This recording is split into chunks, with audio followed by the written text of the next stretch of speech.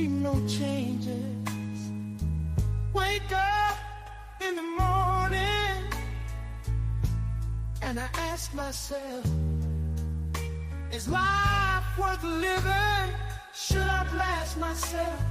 I'm tired of being poor and even worse, I'm black. My stomach hurts, so I'm looking for a purse to snatch. Cops give a damn about a nickel. Pull the trigger, kill a nigga, he's a hero. Give the crack to the kids, who the hell cares?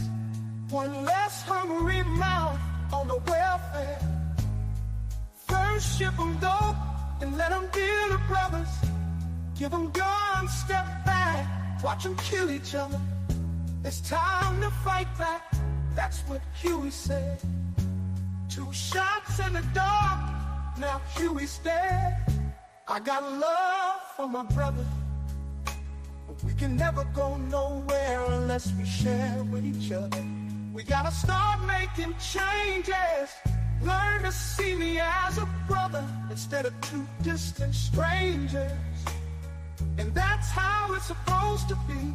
How can the devil take a brother if he's close to me? I'd love to go back to when we played as kids, but things change, and that's the way it is. Come on, come on. That's just the way it is. Changes, things will never be the same. That's just the way it is, the way it is. Oh yeah, yeah. Hear me, oh my, come on, come on, come on. That's just the way, that's just the way it is, the way it is. Things will never be the same, never be the same, yeah, yeah, yeah. Oh yeah, and that's just the way it is, way it is. Oh yeah, yeah. I see no changes. All I see is racist faces. Misplaced hate makes disgrace to races. I wonder what it takes to make this one better place. Let's erase the waste, take the evil out the people. They'll be acting right, 'cause both black and white are smoking crack tonight. And the only time we chill is when we kill each other. It takes skill to be real, time to hit each other. And although it seems heaven sent, we ain't ready to see a black president. Oh, it ain't a secret, don't conceal the fact. The penitentiary's packed and it's filled with blacks. But some things will never change, never change. Trying to show another way, but you're staying in a dope game. Ooh, now tell me what's some mother to do. Being real don't appeal to the brother in you. Yeah, you gotta operate the easy way. I made a G today, but you made it in a sleazy way. Selling crack to the kids, I gotta get paid. Well, hey, well that's the way it is. Come on, come on. That's just the way it is. Changes, things will never be the same. That's just the way it is, the way it is. Oh yeah, yeah. Hear me, oh my, come on, come on, come on. That's just the way, that's just the way it is, the way it is. Things will never be the same, never be the same. Yeah, yeah, yeah. Oh yeah, that's just the way it is, way it is. Oh yeah, oh yeah.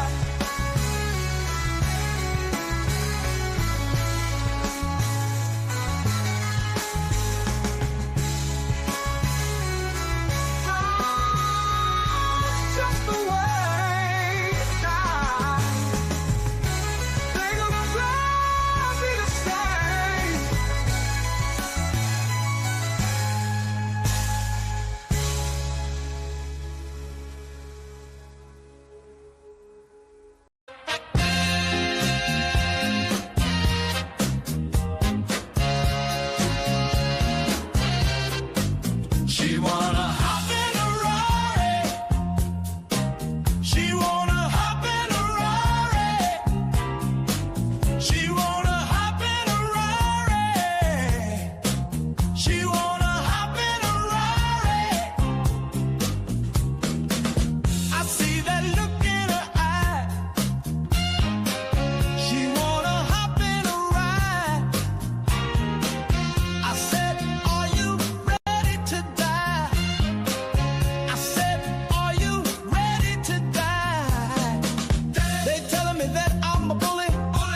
anti-Semitic, fully. They saying I'm acting like Hitler, but how am I acting like Hitler when I'm a fucking nigga? They telling me get off of Twitter. I voted for Trump, not Biden. Now some niggas that went to that island. Why the fuck would you go to that island? Went to the dentist to give me some nitrous. Went to the dentist and put in some diamonds. I did not ask for broke niggas to chime in. They just don't understand me. I'm that nigga that's gon' urinate on Grammys. Rockin' sword stickers cause all my niggas are Nazis. Reading my camp 2 chapters before I go to sleep. Hop in a Rari. She wanna hop in a Rari. She wanna hop in a Rari. She wanna hop in a Rari. I see that look in her eyes. She wanna hop in a ride. I said, are you ready to die? I said, are you ready to die? They telling me that I'm a bully. I'm anti-Semitic, fully. They saying I'm acting like Hitler. But how am I acting like Hitler when I'm a fucking nigga? I see that look in her eyes. She wanna hop in a ride. I said, are you ready to die? I said, are you ready to die? They telling me that I'm a bully. I'm anti-Semitic, fully. They saying I'm acting like Hitler. But how am I acting like Hitler?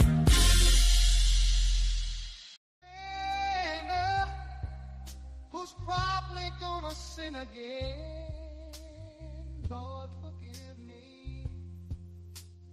Lord, forgive me. Things I don't understand. Sometimes I need to be alone. Bitch, don't kill my vibe.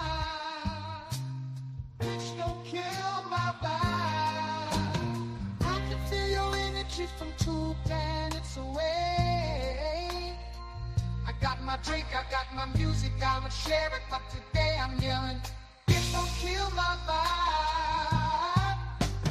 Bitch, don't kill my vibe. Bitch, don't kill my vibe. Bitch, don't kill my vibe. Bitch, don't kill my vibe. Look inside of my soul to find gold and make it get rich. Look inside of your soul and you can find out it never exists. I can feel the changes.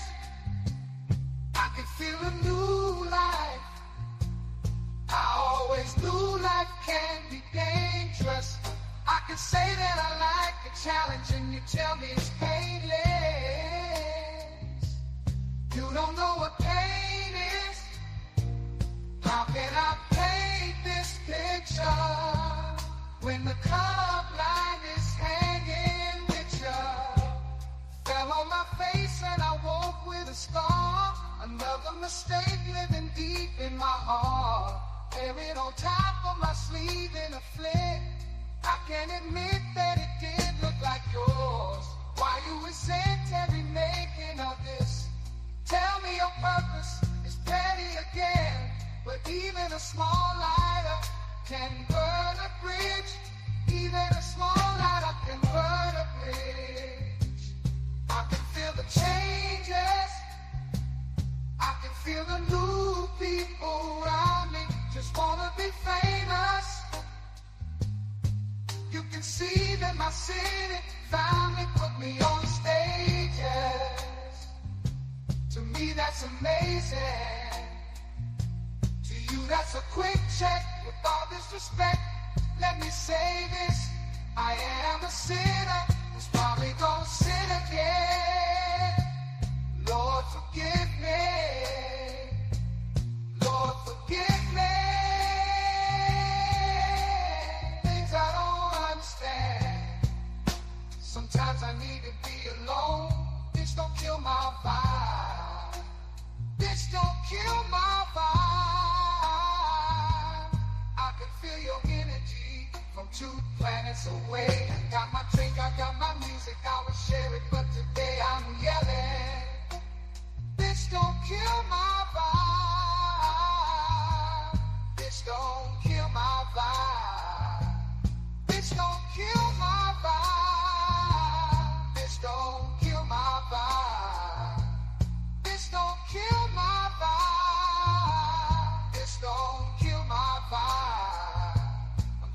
keep it alive and not compromise the feeling we love.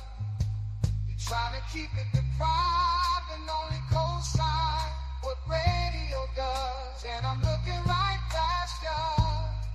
We live in a world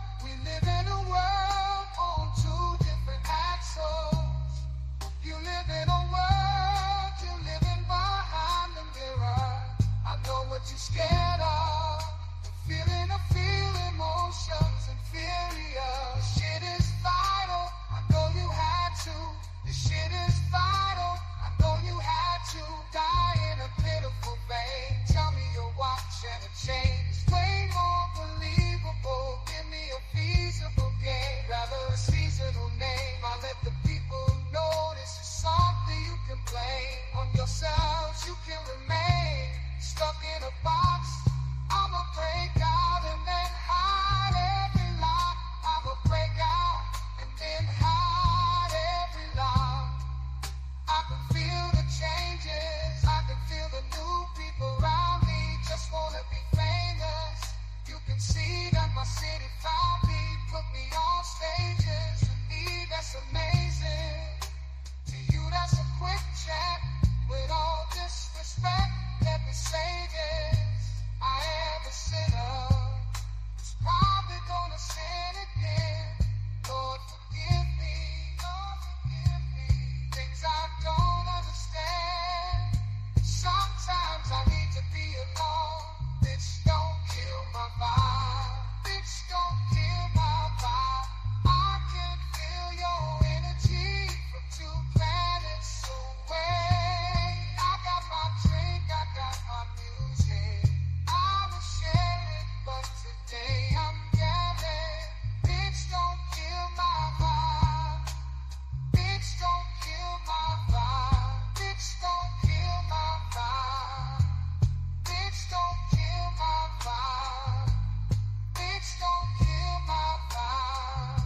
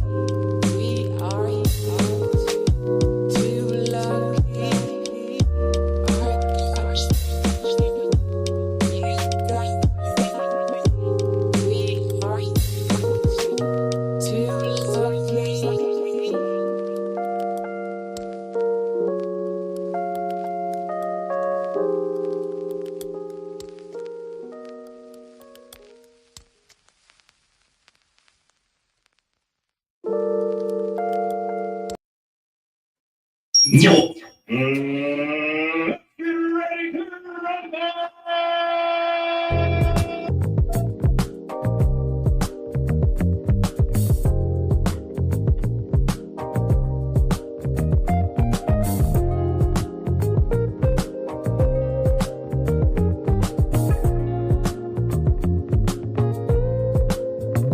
In this moment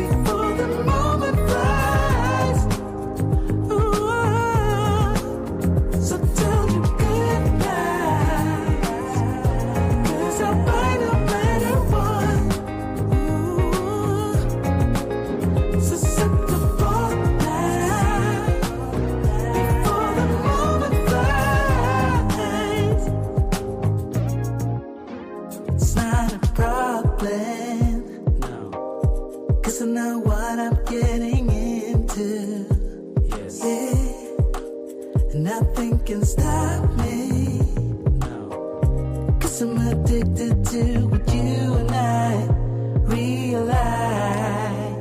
Lead the way, I follow. No need to say where we are heading now, babe. I follow to the edge of it all. So tell you good night, 'cause I'll find no matter what, yeah.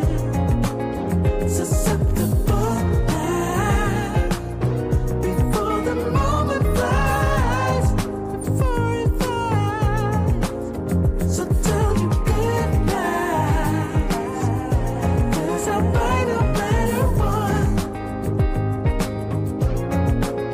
Susceptible now, before the moment flies. Yo, we are back. We are back. We are back. You want to come home with me tonight? It's been a while. So what is this? You just want to be held, or you want the LD? What you think it is? I want the LD, baby. And then I want to be held. That's all right with you? You know me. It's my duty to please that booty.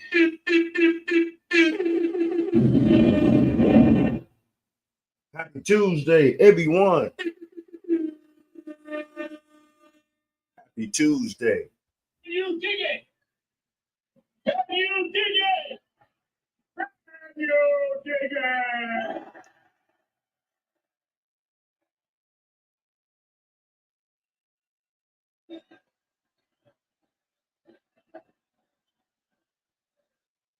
We are back again of another episode of the Black Bottom Roscast. Come on in. Let's fellowship. We fellowshipping tonight. We got a very interesting show. We got a lot of reactions that's going to be going on. I know the title and the thumbnail got everybody like, man, what's this shit all about? Is this just all about Cardi? No, it's not going to be all about Cardi, but we're going to put Cardi up in there because, you know, this is the kind of energy that a lot of modern women are vibing off of. This is the kind of energy that a lot of modern women of today is emulating. This is the kind of energy that a lot of modern women are holding court on. You know what I'm saying? So hit the like button on the way in. And if you are new, please subscribe. Subscribe. Shout out to everyone that's tuning in right now. Shout out to Wifey, you know, my number one moderator that's on this platform. She does her job. It's been a lot of shit going on over these last couple of weeks. This past weekend was the memorial and homecoming and homegoing of Charlie Kirk. I know a lot of people knew about that. It was all over social media. It was all over the internet. There were actually people that literally were protesting at the memorial. Who does that? Who really does that? That you can't even give this man and his family and his loved ones that moment to just lay the man to rest. I know a lot of people was saying that, oh man, that dude was a good shot because it shot him in the neck, right? But a lot of people don't know or didn't know. And from further investigations and things like that, what initially happened with that brother. Hey, good evening, Brother Johnson. Hope everything is good. Hope everything is well. Hope you're living your best life, and I hope you're striving to be the best version of yourself. But the crazy thing about that scenario obviously, I'm not trying to put any kind of negative, influx on it. But the sad thing about that incident is that, yeah, from further knowledge and further digging of that situation, he did have a bulletproof vest on, and the shooter shot him in the chest initially. But the sad thing about it, it ricocheted and hit him in the neck simultaneously. It can happen. The bullet could have went down. It could have lodged. It could have exploded, on impact. But he had a vest that was very obviously it was pretty defiant because hell, it ricocheted off the vest, but unfortunately, it hit him in his throat. But anyway, I hope everyone is doing good tonight. I hope everyone is being blessed. I hope everyone is getting over these illness that's been going on over this last couple of weeks. I know I'm slowly, getting over my ailment. The house is as best as we can. You know what I'm saying? I don't know what's going on with this sickness that's been going on here in the air. I'm telling you, I'm gonna blame these migrants. I ain't scared of you motherfuckers. Y'all bringing some new air, some rare air up in this place that I haven't really experienced. And it's crazy. And it's funny that when you bring, or it be a large influx of new people coming into a certain circle of other people that's been here forever, you tend to get these different off the wall ass illnesses that just came out of nowhere. And you be wondering, like, well, what the fuck did this shit come from? Why am I feeling like this? I'm telling you, that's why it was always important to be mindful of your health, be mindful of whatever, diseases that you might bring. That's why doing international travel, they really are on you to get immunized to go to these other countries, because you never know what virus or, illness that going on in a place that you're not familiar with, that you've never frequent, and your body might not be able to handle it. And you might go into all kind of different complications with your health. So definitely be mindful of what you're doing if you're traveling from, state to place and continent to country and things like that, But definitely it's been one. But we will be through. We done dealt with so much here in this country. If you gonna let this ailment, that's foreign, take you out, God bless you. Wish you, it didn't happen. But yeah, this is why it's always important here in this great place that we live in the United States, that we do the best we can to take care of our health the best way we can. It's a lot of shit going on. We got a lot of shit to talk about. This is going to be one. This is definitely going to be one. Are you looking up at me? What I do? I do something wrong? I know you kind of going through it. I'm glad you're somewhat feeling better, but I know it's holding on to you. So I'm praying that that this energy, this disease, this spirit of foreign entities leaves your body. You're gonna be all right. You are a fighter. What's going on? What's going on? Hey, yo, what's up, sweetness? I see you in the house. Oh, you ain't missed nothing. We just started. If you ever really tune in to my lives from the beginning to the ninth inning, you always know that I do intro music, you know, to do whatever. You know what I'm saying? And I'm just getting started.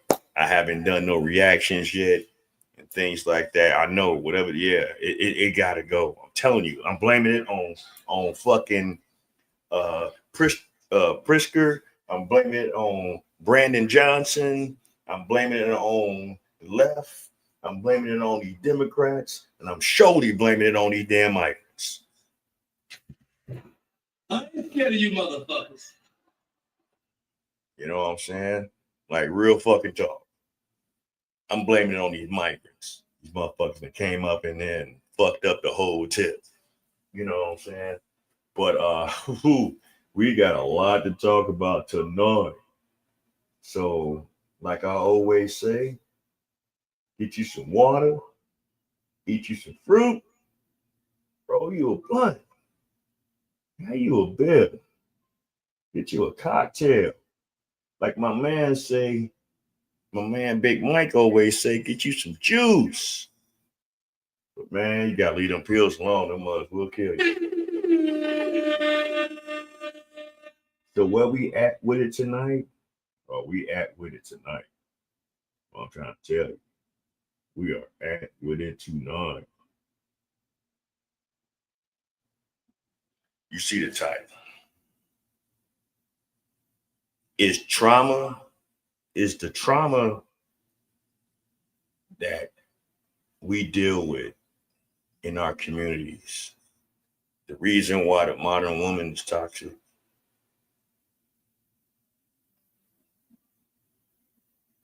Is the trauma that we deal with in our communities is the reason why our men out here are toxic? Because see, this is not really going to be a live stream video just to down women. I've never tried to put this platform to the fact where this is some kind of, woman hating, club of Latter-day Saints. You know what I'm saying? But I will say that what's being projected on social media stronger in as far as gender wise, is it women? Yeah, it's women.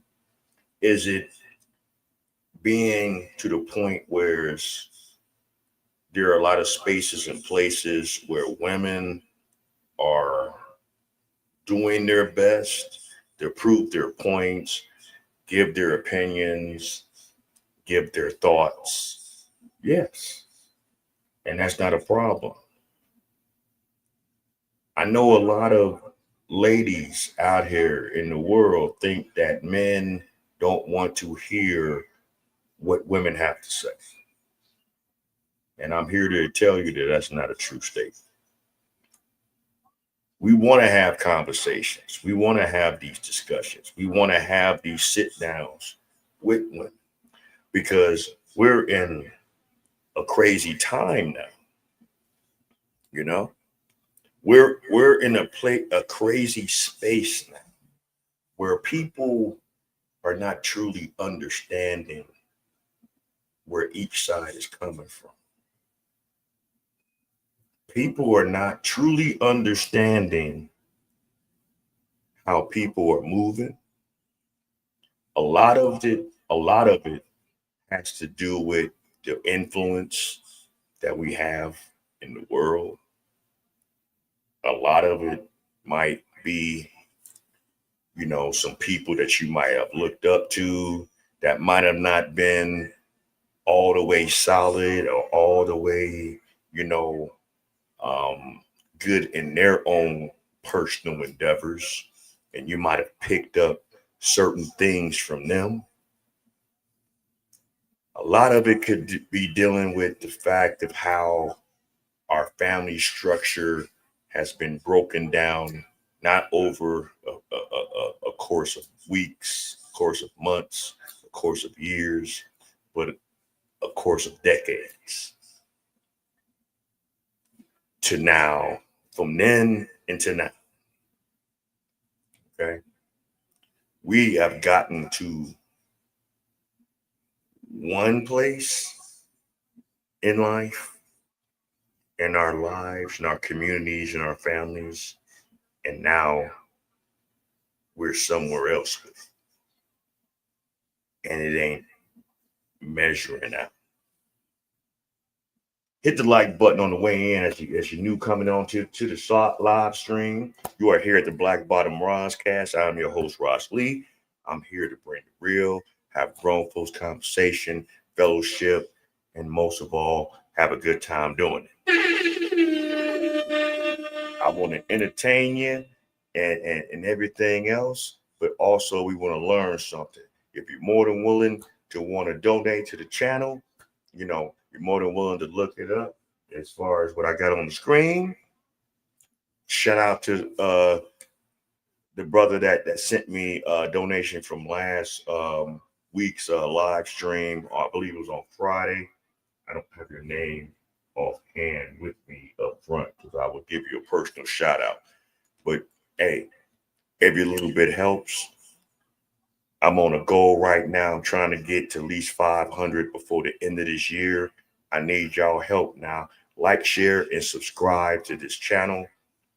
Tell your friend to tell a friend and tell a friend to tune on in. We're here to fellowship. We're here to have a good time. And we're here to be, to learn something. You know what I'm saying? Oh, Aaron. Oh, okay. Yo, what up, Big Mike? Shout out to you. I hope you got your juice ready. Shout out to you, Aaron, that sent me that cash app. Much appreciated. Hey, y'all. I'm broke. I'm broke. You dig it. You dig it. You dig it.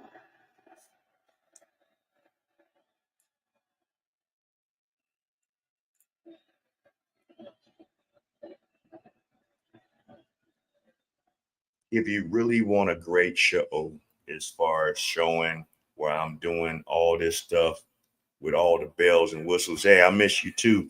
We all need to link up real soon. You know what I'm saying? But the good thing is we got the internet, we got social media, so we can always connect and stay in tune until we get in tune. So that's always a good thing.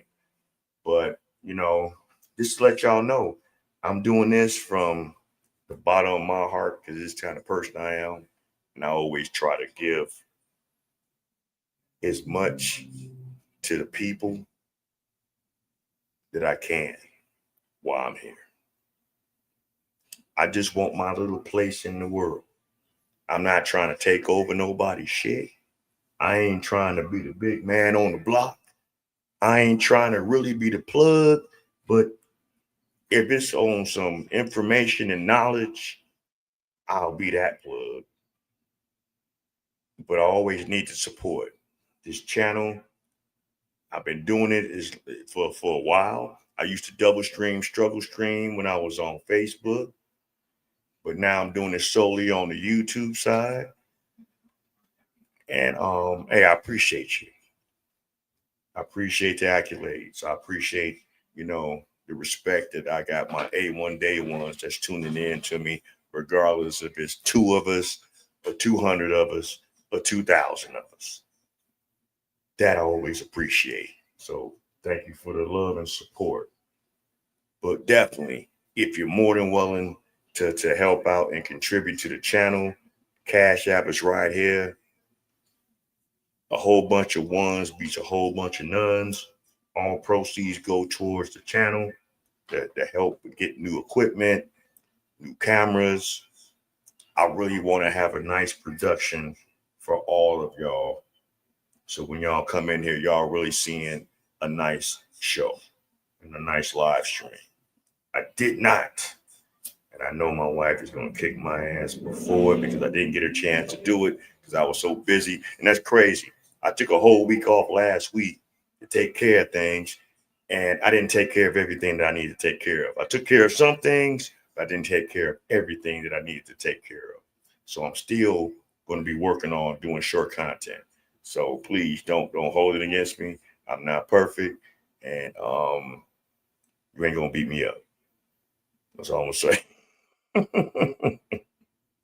So definitely be looking out for my short content too in the near and dear future. But man, tell your families and friends to tune in to the Black Bottom Roscast so we can all grow this channel. You know what I'm saying? But all I ask is show respect, be engaging, speak to our moderators, speak to our family that tunes in, to our Black Bottom Roscast family, but don't come into my fucking chat.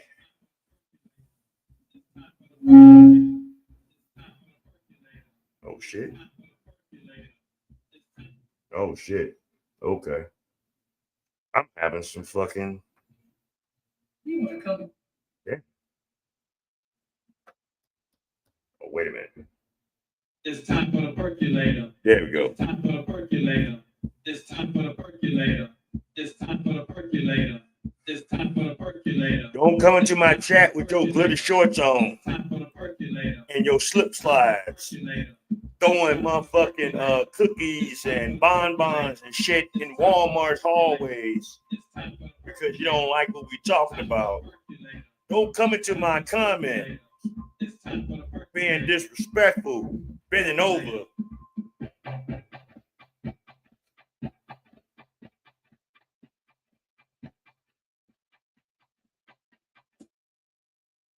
Hey, don't come into my comments twerking. We will fucking call you out. And also, if anybody else do want to be a moderator to the channel, I am seeking other moderators. I had a situation with one where you're not going to see that person for a while, and we really need to get her up off the channel. So, OG Fun Size, if you find where that person is at, please do me the favor and get that motherfucker up off our shit. Because what we not going to do is have negative bullshit, negative energy in our family. You know what I'm saying? Like real talk. What I thought was a contender was nothing but a pretender. And behind the scenes, it was a whole fucking shit show. So anybody else that do in fact want to be a moderator, all you need to do is just comment in the chat and say you want to be a moderator. If I think that you're cool and you can help, help grow this Black Bottom Roscast family, you too can eat cake.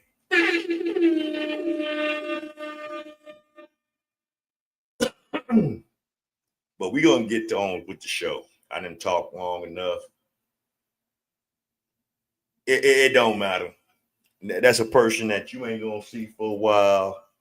It's no need to even name names. It was a person who I thought was, down with the fam, but, they showed another side of them. So it ain't even worth giving a name or giving them that much airplay. I said what I said. Let's go on with the show.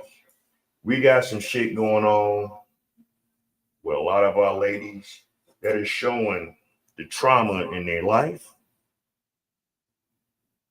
and bringing it out into the world.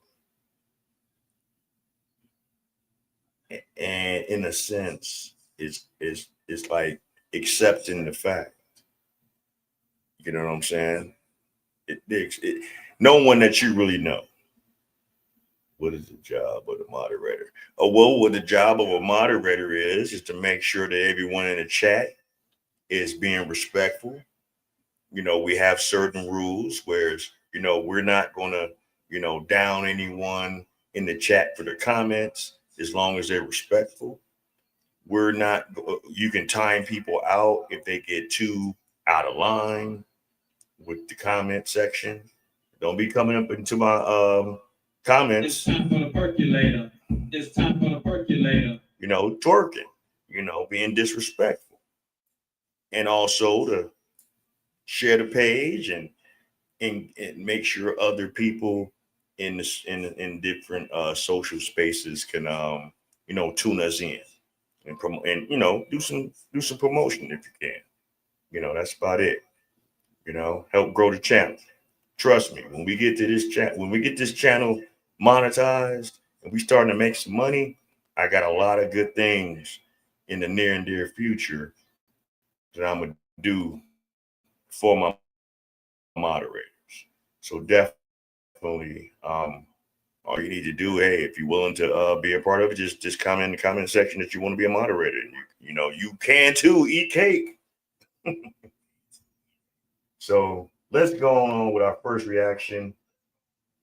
We got some shit going on with some of these sisters that's showing just how interesting they are out in the world. I will say that. Okay, bitch, I don't play with no hoes. Bitch, I got felonies too, bitch. I got felonies too, bitch. Well, get your charges up, bitch. Hey y'all, welcome back to the Just a Girl Show. My name is Janine. If you are new here, if you're new, of course, hit the subscribe button, turn your notifications on so you never miss the episode. And if you're a subscriber, welcome back to the channel.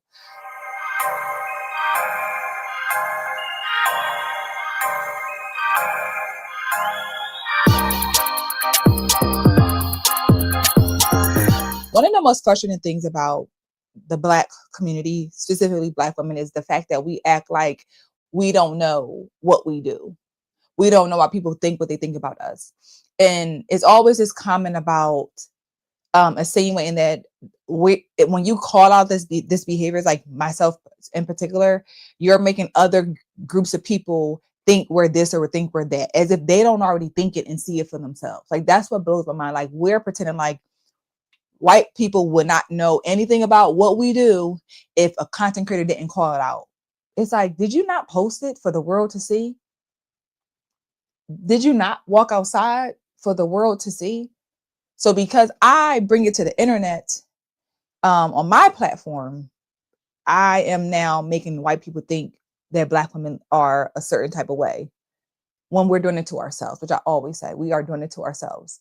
So I'm going to share this clip with y'all. And I'm going to let you know up front that it is very loud, ghetto, and just a mess. But I want to share this for a point. I want y'all to try to listen to your best of your ability, and we're gonna come back and talk about it. You want to pull up? Just pull up. You gonna pull up? You gonna pull up? Oh, I get in the field for real. Anyway, Soraya, like I said, I was gonna text you personally because there's a lot of police shit going on. I don't know what type of shit everybody got going on. And I said I was gonna text you personally, so it won't be so much police shit. Okay, anyway, how do I get in touch with you? Wait, Pop. I think the worst thing that ever happened with our society is giving any and anybody access to phones, these baby computers that we hold in our hands that a lot of us can't keep our heads out of, even while we walking down the street. I think the worst thing that ever happened in this society to this day was given easier access to devices to be on social media. This wasn't a thing 30, 40 years ago. Only certain people that had a certain status was able to obtain certain technology, whereas we can interact like we sitting right next to each other.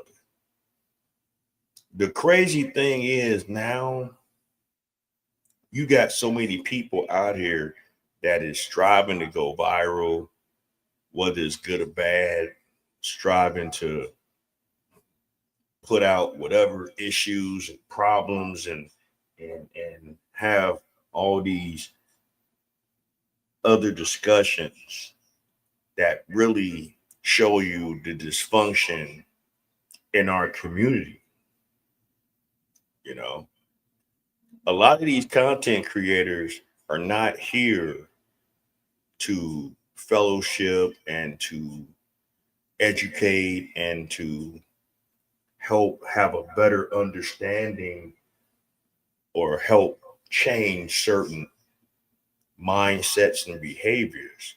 A lot of it is just to keep perpetuating bullshit and drama and trauma. This right here is already going off the rails, and I'm getting back to it late, so I'm trying to figure out what this is all about. But I already know that this is on some bullshit right now. So let's see what this is all about. I ain't catching no motherfucking misdemeanor charges about no motherfucking baby daddy hoe, bitch. I go to jail for felonies, bitch. Okay, Ho, bitch, I don't play with no hoe. Bitch, I got felonies too, bitch. I got felonies too, bitch. Well, get your charges up, bitch. I got Get felonies your too, charges up, bitch. bitch. bragging about You ain't felonies. scaring nobody, Are bitch. we bragging bragging about You felonies? ain't scaring Fuck nobody, wrong with you, bitch. bitch. We don't You want ain't to talk scaring your police nobody. ass about nothing. You Bitch, ain't we scaring don't nobody because you we dirty don't with a get felony, caught. bitch. That's the point You of ain't having a scaring bitch. nobody because you dirty Y'all with a need a felony. box. You don't get Everybody caught, needs hoe. to drop and You go don't get a get box. caught, hoe. You ain't scaring Fuck wrong nobody, with you, bitch. bitch? You ain't Fuck scaring wrong nobody, with you, bitch. hoe?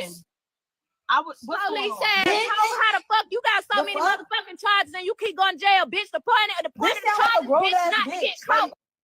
And what's so slow about this exchange right here, right? Obviously, the person that's on the screen, this must be their social media page, whether it's TikTok or Twitch or YouTube, whatever the fuck it is. And you're allowing this stuff to go on your platform, and you're not doing anything but sitting there doing what a lot of ratchet bitches do and just watch the bullshit unfold.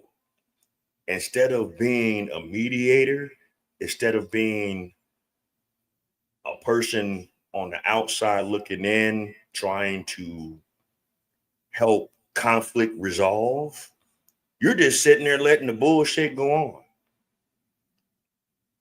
A lot of motherfuckers out here in our community think it's a fucking flex having cases on your head, having a criminal record. Y'all think that's a flex in the street. And really, it's not. It's showing the lack of intelligence. It shows the lack of IQ that you have. And it's also showing that you with the smoke. You with that shit. You with all the shit. And instead of working things out in a more intellectual manner, you rather get on social media and act your shoe size.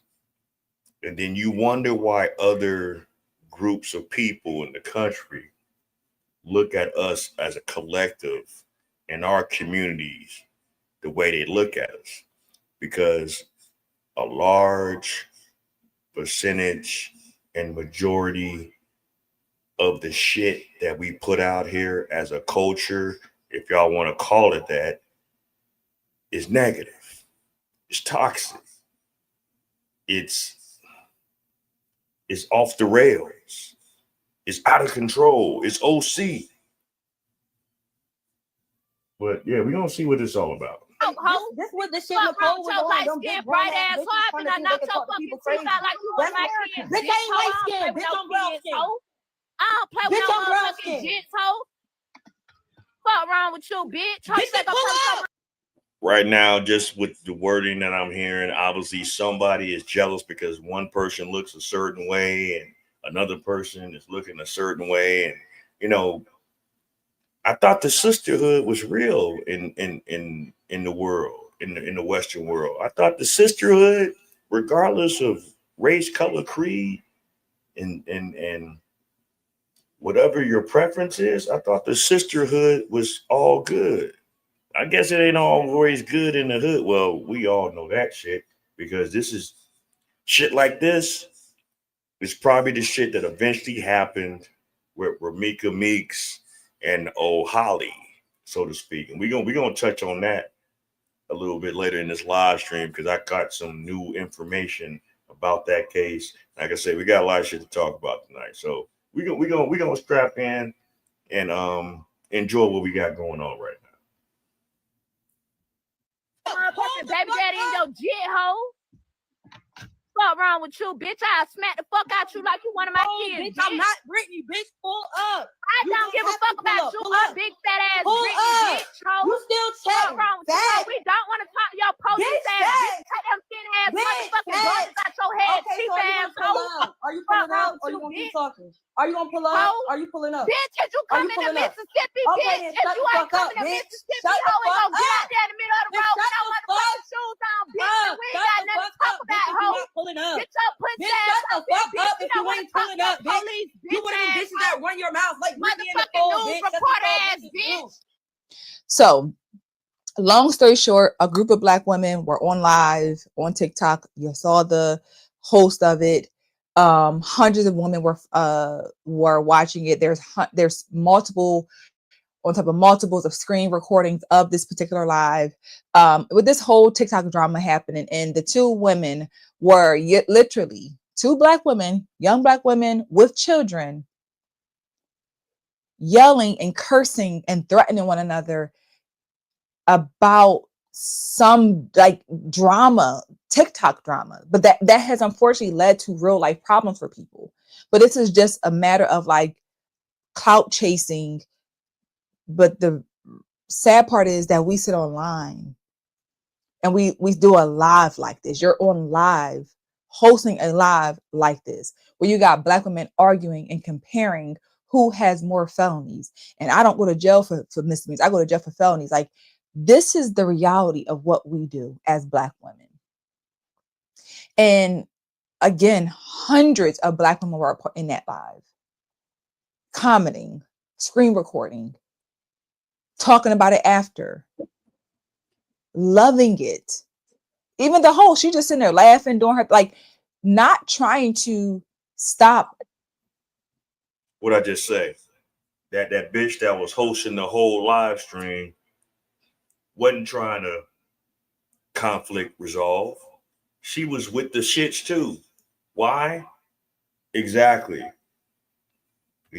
what you said, Big Mike. A bunch of uneducated, ignorant women, low IQ. They got kids. They ain't married. They're not no wives. So 9 times out of 10 or 10 times out of 10, they're living off some kind of government assistance. Quite sure housing, EBT, some sort of child support, all that shit. And this is what the modern women has turned into.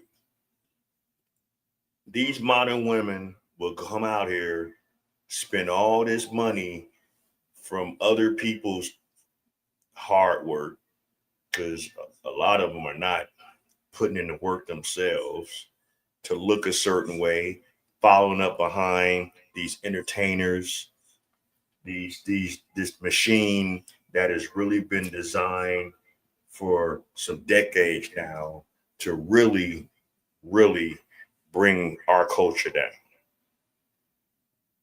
Yeah, she was with the shit. This the kind of shit bitches like them like. They like this kind of drama, man. And then when somebody get popped off, when somebody get deleted, when someone loses their life, oh, they was a good person. Oh, they were so sweet. Oh, woo, woo, woo. And I hate to say it, just like with the whole shit with the Ramika Meeks and Carlos and Holly and all them, you're going to find out a little later in this video, that was a clear case of a man dealing with one female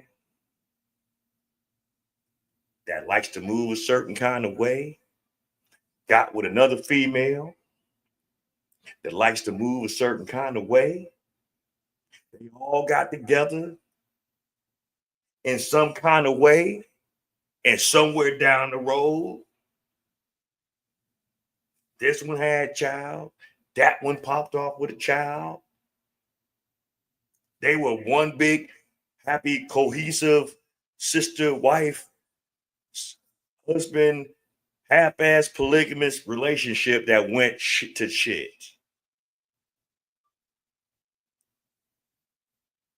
That's what the fuck happened. Everybody was fucking everybody. and the shit went bad. That's why I be wondering about a lot of you sisters out here in the world, especially us blacks, our black sisters. If you talking about about that life, y'all always about that life until it's really time to be about that life. And y'all know what the fuck I'm talking about. So many of y'all be posting on the internet, yeah, why cheat when we can fuck her together? All this shit that y'all talk. Y'all talk a good game until that man finds something that is willing to deal with your motherfucking ass as well.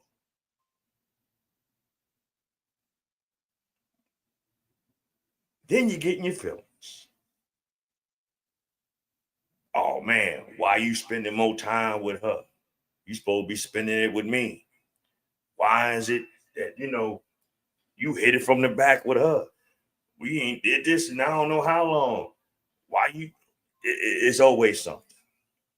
The one thing that I do know about you ladies love your attention, and there's nothing wrong with that. You're made to have attention towards you, but it's also up to you to establish what kind of attention that you want.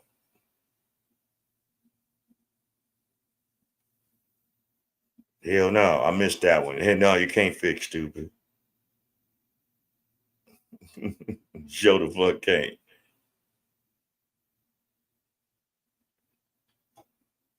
This is the one thing that be making so many sisters in our community look bad. When y'all go on social media running off at the mouth, emotional, irate, and cutting the fucking rug, acting like y'all so tough. I done seen it. I done had it around me at one point. I'll even be the one to admit that maybe some of the bullshit that I did in my past initiated it. I can admit that. I'm not perfect.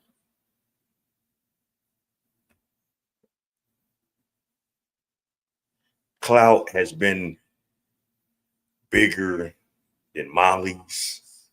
Clout has been bigger than heroin. Clout is definitely been shitting on weed. Clout is shitting on liquor. Wheatley's, that shit will make you pee pee. Anyway, inside joke. That Wheatley's is trash. Don't drink that shit.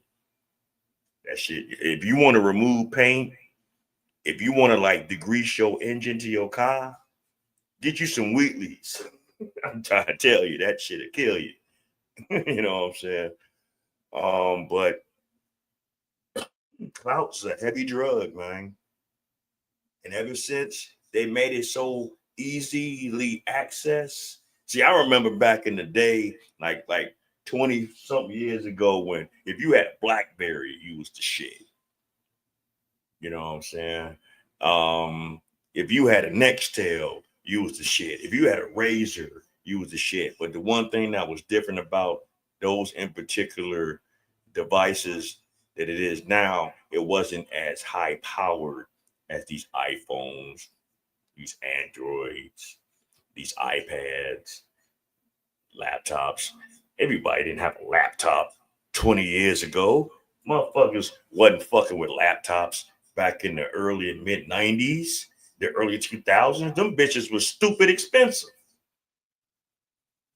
And really, them kind of devices you use for other things, not social media. But now they done dumb this shit down to the point where everybody can have like a superpower fucking computer in your fucking pocket, even though y'all don't fucking keep them in y'all pocket because y'all walk around the world with them, hoping you don't get hit by a car. You know, 200, man, back when that shit was crazy fucking price. Back when we had you had to pay such and such per minute until 9 o'clock, and then you had 3 minutes. On my phones back in the day, I wasn't talking to you. Your texting was free. I will say that. Texting back in the day was free. I think that was the beginning of how we are now in society, where everyone wants to text everybody.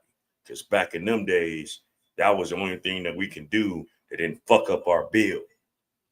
And then after 9 o'clock, now we can talk for free, talk all night, and shoot the shit to 6 in the morning, whatever the fuck time it was when the shit cut off. You know what I'm saying? But it's just crazy out there. Stop it at all. Like, so if you got a live like this happening for hundreds of millions of people to see, if they wanted to watch, what does that say about Black women?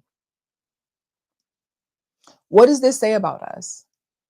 How does this make us look that we are sitting online comparing felonies? I got felonies too.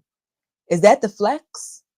Is the flex comparing who has more felonies? Whose felony is greater?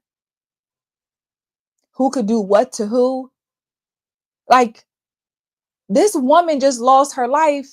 I cannot think of the state. It was between two women who had a child by a man. They both shared the same, baby daddy, and one woman allegedly killed the other one. Like, this stuff is serious. They were Black women getting into beefs and all the stuff that, again, this beef stuff, and we pulling up on people, and we doing this, and I'm gonna do this, I'm gonna do that. Just very violent nature and aggression that is just being displayed. And again, we continue to just feed the stereotype of Black women. And like she just said, she just brought up what I was already talking about with the whole Ramika Meeks thing. That's what she just referred to with that situation. Two Black women dealing with the same man, and it ended bad. But what a lot of y'all don't realize the behind the scenes, because I don't know what it is, and I'm not gonna just like point this out with women here in Chicago. That's something that's going on from state to state in our communities.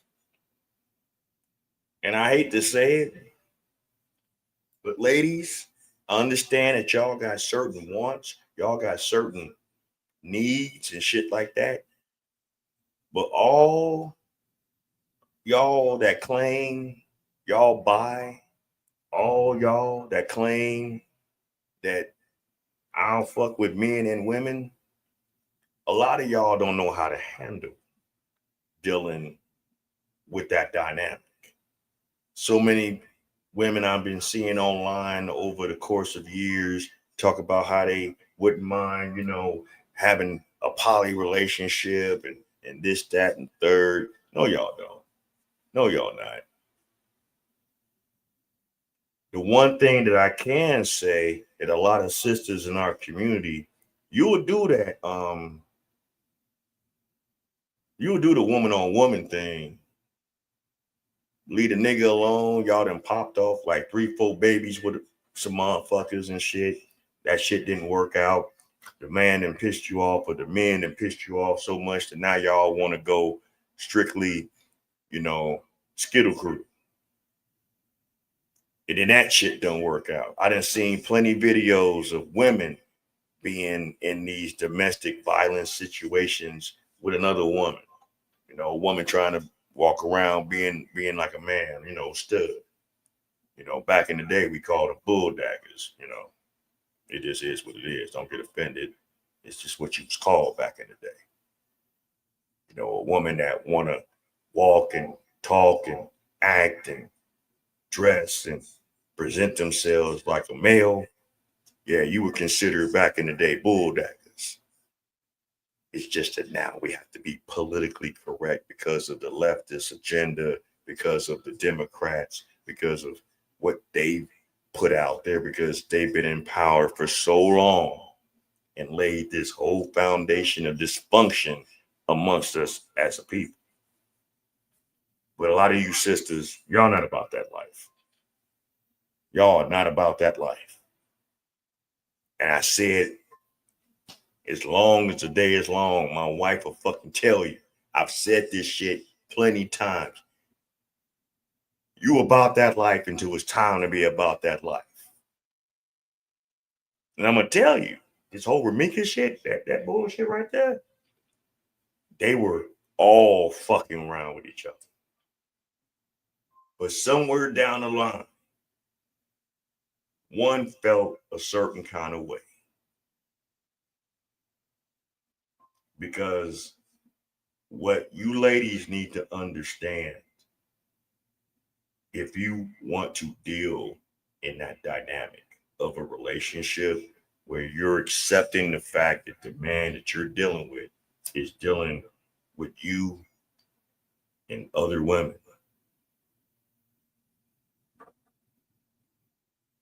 really in reality, unless all y'all have a complete understanding. Because see, that's why it was a little different back in ancient times, because the king had a queen. Then he had concubines and servants, so to speak. Those women knew their place. They knew their role. Just like back in the day when you talk about how grandma, Mima, and all them, how they was living their life, how y'all want to live the kind of lifestyle that your great grandma and your grandma and them all dealt with and shit like that. No, you don't. No, you don't. Because Mima knew that Paw had Bessie across the bridge. Mima knew that Paw had Bertha around the corner. Mima knew that Paw had Betty in another state.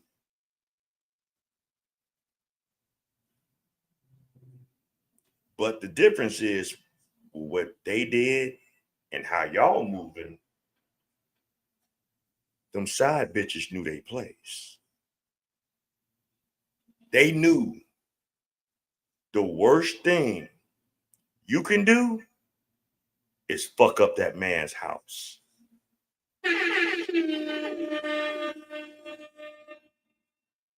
Because one, he was gonna beat the shit out your ass and cut you off. You know, that was back in the day when the whole domestic violence thing wasn't so prevalent as it is now. You know, Paw would put the brakes on a bitch that tried to fuck up his house. Mima knew Paw had these situations going on, but the bills stayed paid. Food was still in the house. Wasn't nobody knocking on y'all door talking about y'all ain't paid rent in this many months and y'all got to get the fuck up out of here. Kids were taken care of. It was not the line and not, yeah, exactly. The spirit of Ike Turner and motherfucking FOMO motherfucking crackers. I'm sorry. You know what I'm talking about. I'm talking about Mississippi crackers. Yes, yes, sir. Yes, ma'am. You know exactly what the fuck I'm talking about. They knew not to come over to that fucking house. They knew, hey, look, Paw was gonna see you when the fuck he saw you. It was a different mindset with the ladies of that time. But you ladies, y'all think y'all can get to that level? You can't. And then some of y'all want to say, well, they were oppressed. We was in different situations. We was in a different life. Yeah, they was. Because the feminist movement didn't fuck up the damn community like how it is now. The feminist movement didn't put in you ladies' heads, y'all don't need no man. Some of y'all going around getting turned out with lesbian seagull getting played in the background and shit. That motherfucker sitting up there talking about, oh, did he hurt you? Oh my God, I would never hurt you. Next thing you know, Behave. Yeah. Yeah, baby. Yeah. she done did a lick and a twirl with a flick and then turned your punk ass out. Now you don't know what to do with yourself. Now you hate men. Oh, I hate him. Trust me, our people back in the day had problems, but they didn't have this shit right here. This so-called motherfucking social media. We just had telephones, house phones. And don't think it wasn't a situation where a bitch called the house because they couldn't take it no more. I'm mad as hell and I can't take it no more.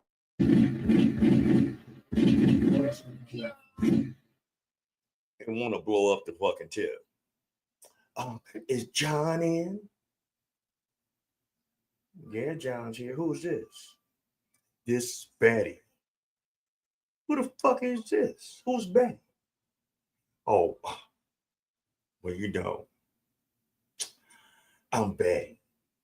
Can you put John on the phone?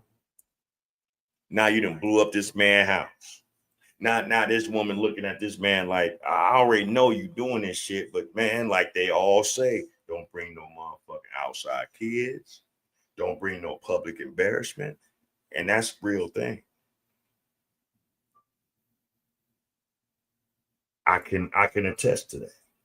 It's not cool, man. Brothers, as much as we want to straddle certain fences and deal with what we deal with, you got to know what you're getting yourself involved in. The below average nigga can't deal with this kind of shit that Paw and Mima and them was dealing with. Especially if you living from pillar to post and you sleeping on your cousin's couch. Just keep it 100. Don't think that you can have a harem of motherfucking women and you making $300 a week. It ain't gonna happen, brother. Step your game up, man. But I'm not promoting that, so that's not what that's about. But what I'm saying is how these women are moving out here now, it is crazy. So let's continue with this, and then we're gonna come home and we got a show. So definitely tune in, grab y'all shit. We continue to give it all that it needs to continue to grow and grow and grow. And the crazy part about it is, as I always have said, these older women are detrimental to the young community because they are the ones, for not all, but many of them, who love to see young Black girls destroy one another because they're not happy with themselves. And I'm going to show the clip and we'll come back and talk about it. Hold on, wait a minute, let me get this shit straight. Sherelle and motherfucking Des Papino. What the fuck went on this motherfucking live? I'm seeing screenshots all over my goddamn FYP. Where the fuck was I at? What the fuck happened? God damn, y'all know goddamn well I'm supposed to be the first one to do commentary on this shit. Why ain't nobody tag me so I can see the motherfucking line? What the fuck is really going on? And who the fuck is all these other motherfucking people that got involved? This shit done got real sticky motherfucking icky. But I knew some shit wasn't right in motherfucking milk when that motherfucker went back to jail. What the fuck done happened?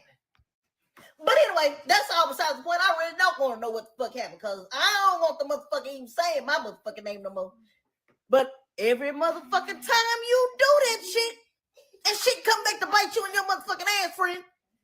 Every fucking time you try to help some motherfucking body, that shit come back to bite you in your fucking ass. Every time. Said that shit the last time with the other fucking girl that was in your fucking apartment, friend. Come on now. Yeah, as you can see, you can't help every motherfucking body. When y'all made amends, goddammit, that's probably all you should have fucking did. Just left it as fucking amends. Left that shit alone. Auntie, grandmom, you mad you missed it. You're mad you missed that. You wanted to witness that happen. You see what I'm talking about? Like, you got the older women talking like this. The older women who are supposed to be telling us to do different, to be better. It's the older women that's fucking up these young ones. It's these older hags that's past their prime. Don't nobody want them no more. They got ran through, see through, done up, and now they bitter and mad. They looking at the younger generation of sisters that got it going on, whether it's their bodies, their looks, whatever. So they want to poison them with their trauma. That's why, hence, the name of this video in this live stream is the trauma that makes modern women toxic. It's a prime example. To not be fighting with each other, to not be showing ourselves in this very classist manner. No, they are also engaging in the same behavior. They want to egg it on. They like the drama too. So again, where do we as young Black women, where do we go? Who's teaching us? Who's the foundation? That you're mad you missed the live and nobody didn't call you and tell you. And you as an old ass lady, you make your platform based on drama between Black women or adding yourself into drama as an older Black woman. But again, we act like, oh, I don't know why people think this about us. That's not who we are. If y'all stop calling this stuff out, then nobody would care about us. Come on, let's stop being delusional and let's stop acting like we are not what they say we are. Unfortunately, that this is what we do. And we don't care where we do it. If it's on social media, if it's in public, we don't care. We don't care because we have no shame. We have no shame whatsoever when it comes to how we make ourselves look. As individuals and as a collective group, we don't care. All we care about is trying to make sure that people don't play with us. Want to make sure that we want people to fear us. We that's what we care about. Our ego is so big that you don't care about the way that you make yourself look. And again, these women have children, and you online arguing with a stranger states and states away from you. Because you don't want to be played with. You don't want to be disrespected. All you have to do is get off the live. That's all you got to do. But no, we like this. We love this. We enjoy it. And we love to put on the show. And they put on the show. And the girls love it. They love it. And they will continue to just. Because a lot of women, and I hate to say it, but I'm going to say it, don't know how to shut the fuck up. A lot of modern women don't like it when they feel like they being one-upped from another woman or a man, for even definitely not from a man, but from a woman. Oh, y'all not having it. Y'all going all in. Y'all are going face first, feet last, fist, all kind of shit. Y'all going in like motherfucking Roku and fucking goddamn Goku and all the motherfuckers from goddamn Dragon Ball Z on their ass. Yeah, this is definitely why we are laughing stocks. Look at how we move, but look at what we listen to. Look at what we support. Do we support things of higher intelligence as a community, as a whole? Do we support music, for that matter, that really has a positive message, a positive energy, a positive spirit. Look at what happens at every fucking party that a lot of us have out here in our communities. Listen to the music that's being played and look at the outcome that happens at the end of the night. There's always chaos, bullshit, mayhem, fights, sometimes deletions because of what the fuck we listen to, what we keep programming or what was programmed to us because y'all don't want to take the time out to listen to nothing else. I just saw a post that Nico posted that's still a part of the club world the other day as far as about how all these old school DJs used to be in the club world, in the circle I used to be a part of, but they're not a part of it no more because one, y'all don't want to pay for quality, and two, y'all want to go the cheap route and get these bum ass DJs that be DJing y'all parties right now. And I said that shit right the fuck now. If you ain't a part of my crew, your ass is weak. You ain't shit. Sorry. Shout out to Applewee DJs.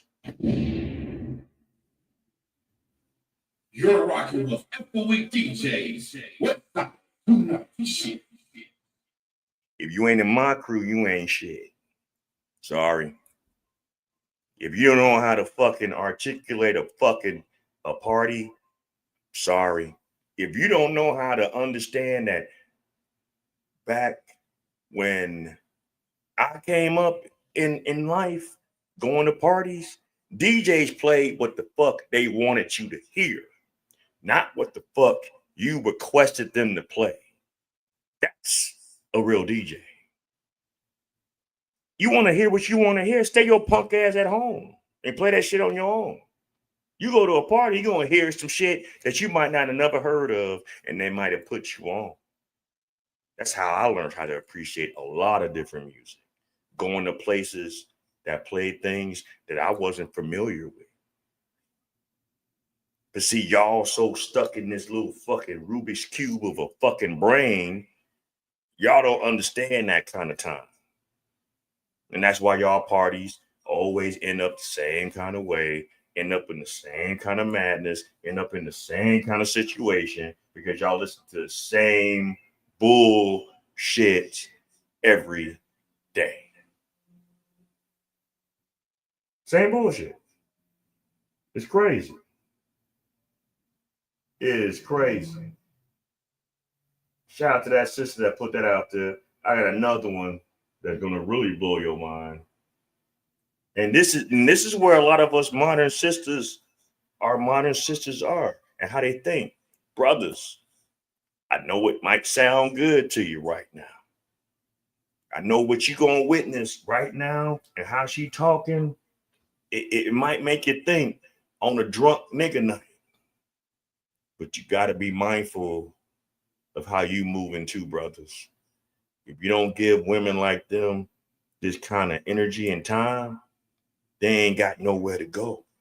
Unless they just gonna be doing some lesbian seagull shit and just smacking on each other, carpet munching and fucking scissoring each other, like what the fuck, and bringing out fake dildos and, you know, roses and petunias and I know you like petunias. Yeah, you know, it's gonna come out. They're gonna come out with a petunia one for y'all asses. Y'all fucking y'all selves up with this shit. But I want y'all to listen to this sister. This sister, wild, like straight demon time, like for real, for real. And don't let the pigtails or the glasses or the braces or the voice fool you. I am an evil, evil, evil woman. A trifling bitch, honestly. A succubus in the flesh. I will cuss out your mama, slap your auntie, and then finger your sister. Trust me, I've done it before. I'm the type of bitch you can't put nothing past. And yes, Fat Ma grips tighter than one of those Chinese finger toys being vacuum sealed.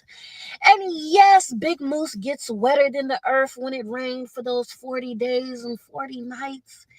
Don't you dare. Don't you dare reference the Bible. You demon. And yes, my throat is a bottomless cave that gives the tip a squeeze with each stroke, like a starving snake swallowing its last meal. But I promise you, none of that is worth the financial ruins I will leave you in, nor the mental gymnastics you're going to have to do on a daily just to survive over here. Honestly, truly, for your safety and mine, it's best if you just leave me alone. So we've all just seen that video. I'm sitting here, I'm thinking, what are we looking at here? Is it a demon? Probably is a demon. But a demon's not going to just tell you, hey, I'm a demon. Stay away from me. That's not how demons operate. Even though that was my first instinct. So, Sarah, how did I know that shit came in hot. I know you was like, what the fuck? But this is the shit we talking about. And like my man was saying, you know, she's claiming she a demon and she on that kind of shit and on that kind of time. And guess what'll happen? Some dirt dick nigga is gonna listen to that shit and say fuck it. I wanna see what the fuck that do. And fuck up your life. She basically just told you, bro, especially if you got a little change on you, you know, you rolling a little bit, you shine a little bit, man, she will piss you the fuck off, yo. That one is not the one that you find love in all the right places. You ain't looking for love in all the wrong places. You looking for nub in all the right spaces. Wooking for nub in my motherfucking buckwheat voice. Wooking for nub in all the wrong places. Wooking for nub. Definitely. She will fuck your life up, piss you off. Talk about what you gonna do to my family, my mama. Oh, hell the fuck no, bitch. But guess what? A dirt dick nigga gonna be like, you know what, man, I can tame her. I can handle it. No, bruh. She admitted in her own mouth she a succubus. You don't want to fuck with that. Leave that bitch exactly what she told you. Leave her the fuck alone. She gonna drain your bank account. She gonna fuck up your car. She gonna bust the windows in that motherfucker. She gonna bust the windows in your crib. That's the kind of bitch you never let know where the fuck you stay. Don't ever, ever, ever, never say never, say never. I said it twice, motherfucker. Don't ever let her meet your family. Nothing. I'm an orphan. Tell them. If you just want to fuck with that kind of bitch just on some other shit, brothers, man, look, I'm an orphan. And what you see is what you get. What the fuck? You know what I'm saying? Either she gonna fuck with you or not. But this bitch is wild. But this is the demon time that a lot of our modern women be on. Shit's crazy, man. Yeah, what the fuck? That's just crazy. How did she become like this? And I went through her page, and boy, oh boy. When I was a little girl, my grandpa used to beat me so bad that I would have to run and hide under the kitchen tables from him during his drunken rampages. And every chance my grandpa got, he would always remind me that I wasn't shit and I wouldn't have a pot to piss in or a window to throw it out of, and that I was going to be just like my mother. And the thing about my grandpa was he'd be so mean and so hateful, and then he'd be so nice. Hold on.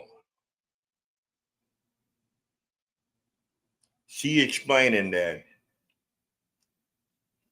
you gonna be just like your mother, and that's his daughter, that's kind of fucked up in a sense, because that's his daughter who he was referring to. Obviously, whoever the mama is whoever it was, and that man did what he did to get with the mama to make your motherfucking punk ass. Well, not necessarily, because that's a granddaddy. So he got with his woman, made your mama, and your mama did what she did to make your punk ass. You see where I'm going here with this shit? What did grandpa do? Grandpa fucked up. That's what grandpa did. Grandpa fucked up with the woman that he fucked around with to make their daughter your mama. And however y'all was living, your mama fucked around with whatever nigga she was fucking with to spawn your ass. Because I don't see this as being a birth. This is a spawn right here. This is a demon child.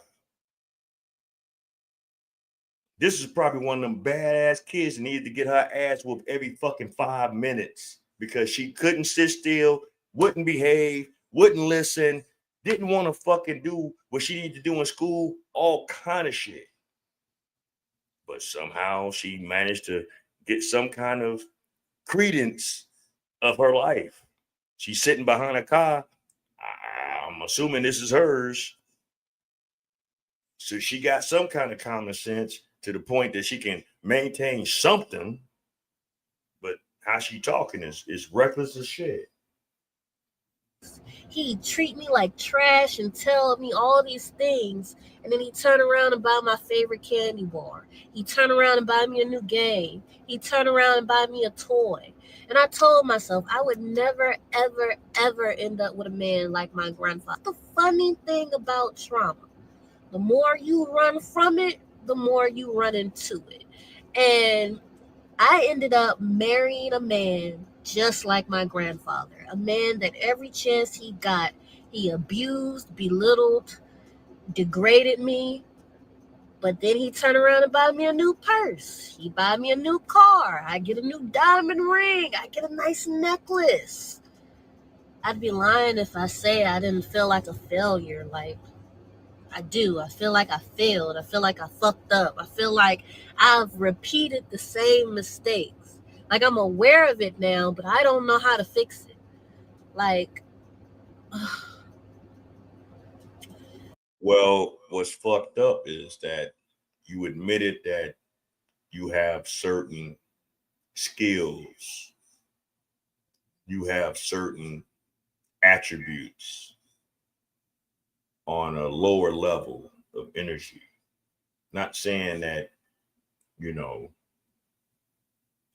being a sexual person is a lower level, but the fact that you highlight that as your best attributes is a lower level.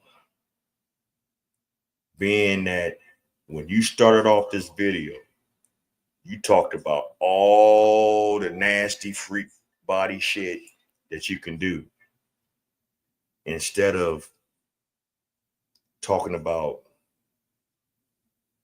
the type of person that you could be, the type of woman that you could be, the type of mother that you could be, the type of wife that you could be, the type of helpmate that you could be. You didn't say none of that shit. You got right with the nitty gritty of the end of a date. And I know a lot of people always say, well, you know what date stands for. Yeah, dick at the end. Am I lying? Hit the like button. Subscribe if you are tuning in late and you are new. Like, share, and subscribe to this video. You are here at the Black Bottom Broadcast. We're here to learn tonight. We're here to learn what trauma is really doing that makes these modern women toxic? We're gonna learn tonight. We're gonna learn tonight. You know, I'm just saying, I'm not keeping it 100. Keeping it 100. I am not the kind of content creator that's going to gloss over shit, whether it's men or women. Even though I'm a male advocate person, I'm not a red pill, not a blue pill, not a black pill, pink, none of that shit. I advocate for the men. These are things, brothers, that I want, especially you young brothers, what I want you to witness and want you to see so that you don't run across this. Sisters, I want to bring this out so y'all can really start calling these bitches out. We gotta hit this shit from both fronts. You know, a lot of them think when we talk about it, we're misogynist, we hate women, we hate our mama, we gay, all this shit. When we talk about case studies like this is a case study. This ain't a situation. This is a case study. This is a mental situation. This is a dilemma right now that's going on every day in our community. I guarantee you might run across 5 other girls that talk and act just like this one in your community. You've probably seen them. They probably your cousin. They might be your sister. They might be your mother. They might be your daughter. They might be your co-worker. But I'm quite sure you sisters have been around a woman just like her that needs guidance, that needs help, that needs another way of thinking. If I'm lying, I'm frying. I don't know. I'm sorry this FaceTime wasn't as fun. I actually remember reacting to one of her stories. And if I'm not mistaken, this woman has been through a lot. Like 10 million times more than the average person. I'm just talking about straight abuse. And I remember saying in the video the fact that she's just a functioning human being is a win. Because the shit that she been through, a lot of people wouldn't have made it. And I remember watching, because I used to watch a lot of crime documentaries and stuff back in the days when I was a teenager. And they said one of the biggest signs of a woman who's been abused as a child is their voice. Their voice gets stuck in that childlike state. This isn't a demon. This is just a woman who has been through a lot. I want people to really ask themselves, what disturbs your spirit so much about the idea of a child also being a sexual being? What disturbs your spirit so much about the idea of a child watching a consensual act? What meaning are you attaching to that act? Now this right here is interesting that my man P's World put that out there, because I actually reacted to that in particular clip on a couple of my live streams a couple weeks back at least. That's a whole man right there.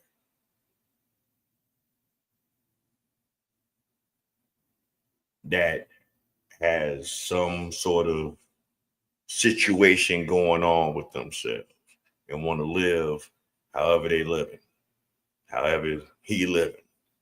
That's a whole man.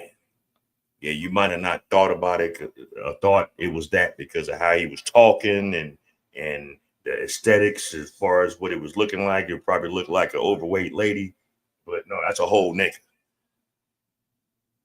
And this is what he thinking. This is the degeneracy that's plaguing our communities now. And y'all think this shit's sweet, and it's not. The rapture is coming, y'all. And as much as y'all don't want to admit it, it's coming hard. Because people are losing their minds with this social media shit. They're not utilizing this in the right way. They're not. And that's probably why my channel has not blowed up the way it has, where it needs to blow up. I done did countless videos on this platform. I'm slow dripping with my support, and it's okay. Everything worth having ain't gonna happen overnight. That woman's gonna meet her match. Maybe. Or that nigga that fuck with her gonna meet his match. Because she's something else. She already told you how she moves. You want that smoke? You willing to take on that L? You might, because how she was talking. She was talking real slick shit. But you really want that problem? You really want them problems?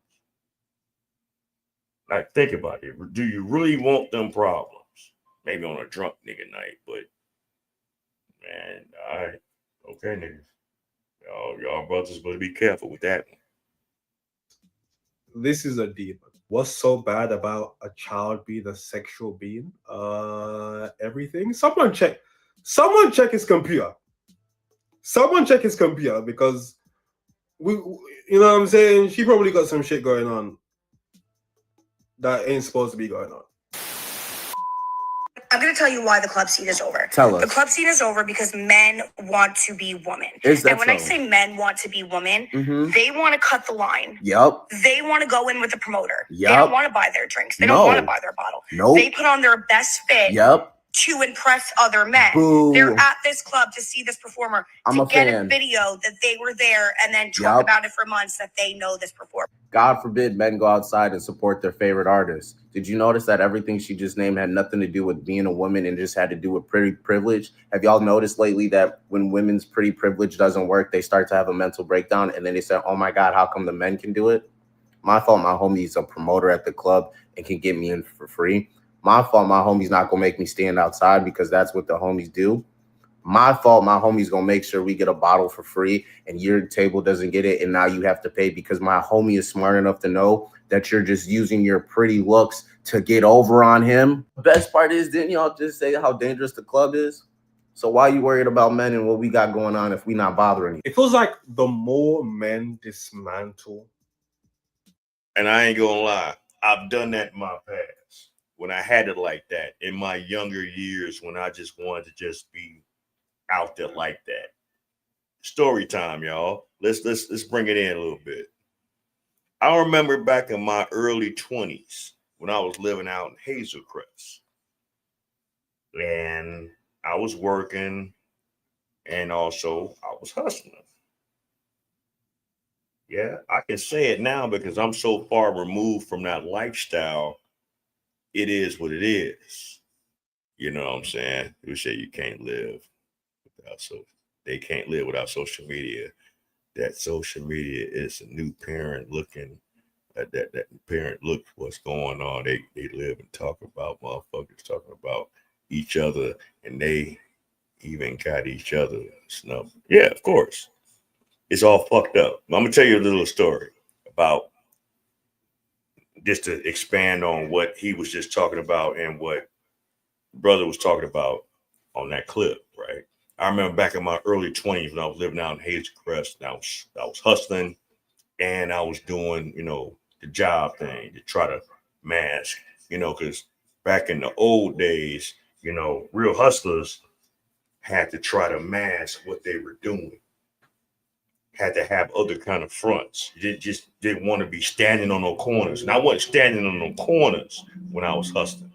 I had 5 motherfuckers that did business with me because I had access to, you know, the marijuanas, and I had a lot of it.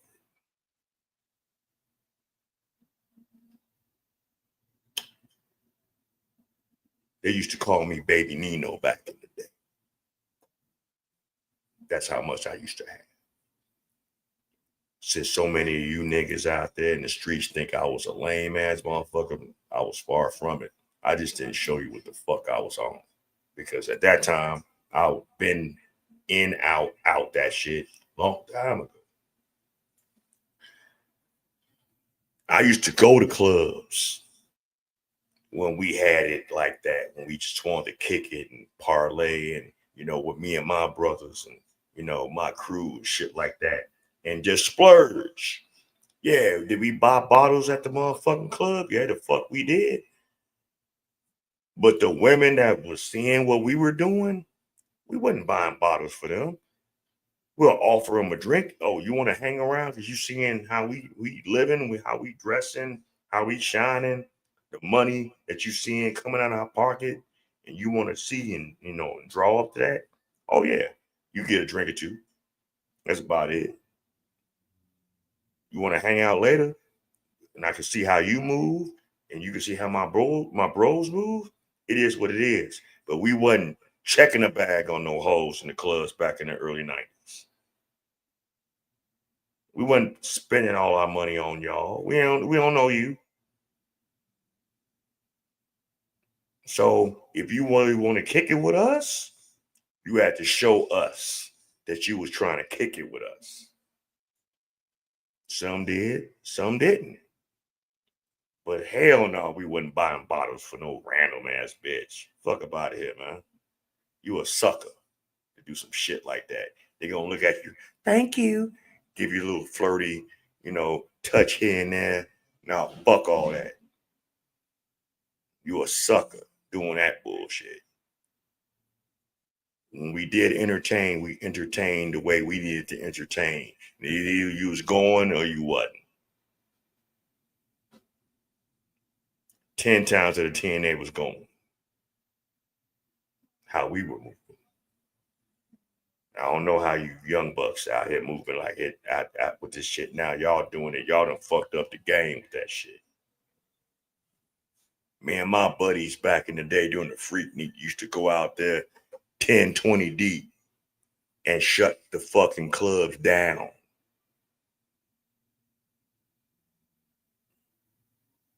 And it wasn't just a fuck around and spend money. If they was going in, they was going later. But that's just a story for, you know, my younger years. But anyway, that was just my story time. Sorry about that. Traditionally patriarchal ideas, roles, they get shamed for it. And it's like these specific types of women are trying to shame the men back into those roles. Men want to be humans. Men want to watch their favorite artists. Oh, that means men must want to be women. We must just be there to serve you. All we are there for is to ensure that you get for free and you get drinks, and we are just servers. Kick rocks. Kick rocks. I'm getting divorced for the 3rd time. Let's talk about it. You're allowed to change your mind, and you're allowed to grow, and you're allowed to evolve. After my first 2 divorces, I did the work. I got to know myself.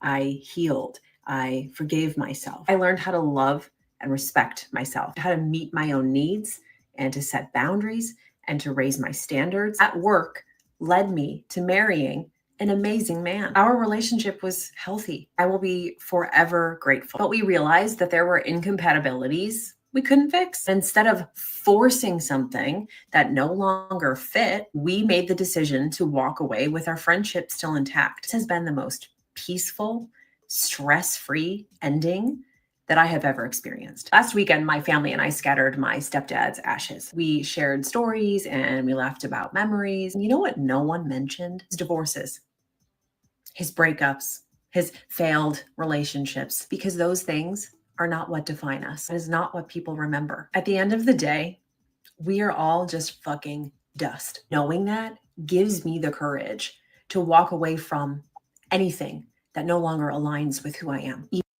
Well, first off, bitch, you done had 3 marriages that failed. Why?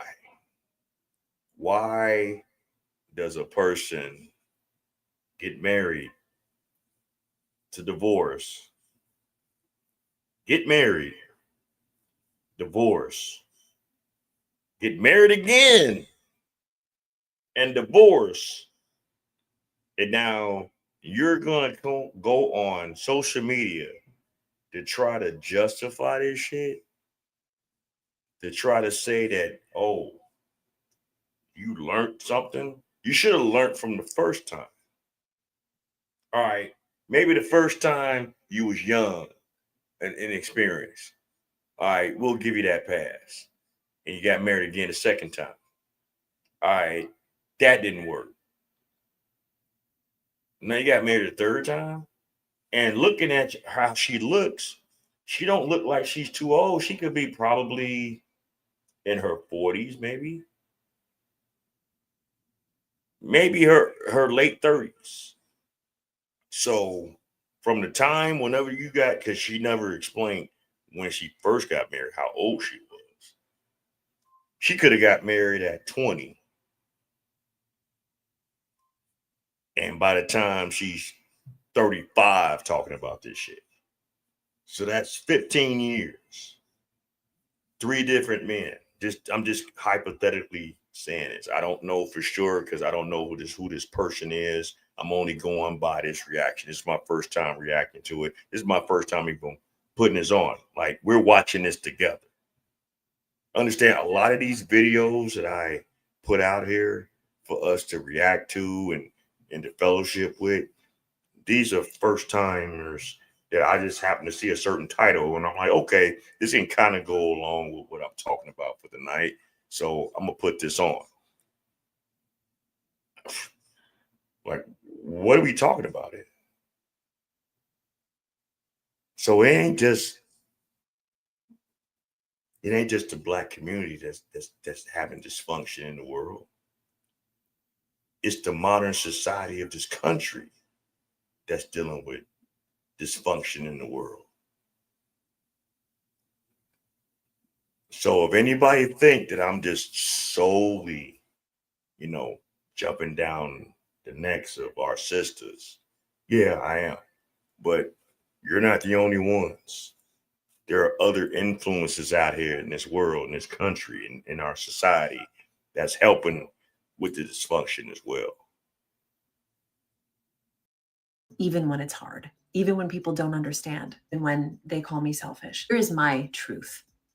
I know who I am, and I like who I am. I don't live my life for other people's approval. I would rather be alone than in the wrong relationship. I don't need anyone. I stand on my own 2 feet. That is a powerful place to be. So here's to growth and self-respect and to living in alignment, to always choosing yourself. If you want to release that guilt and raise your standards and step fully into the woman that you are becoming, my course, The New Woman Within, was designed for you. It's the roadmap for rediscovering your strength and rebuilding your confidence. You know where to. What the hell? Not you saying a course, ma'am. What are you saying a course about? How to be a specialist in failure?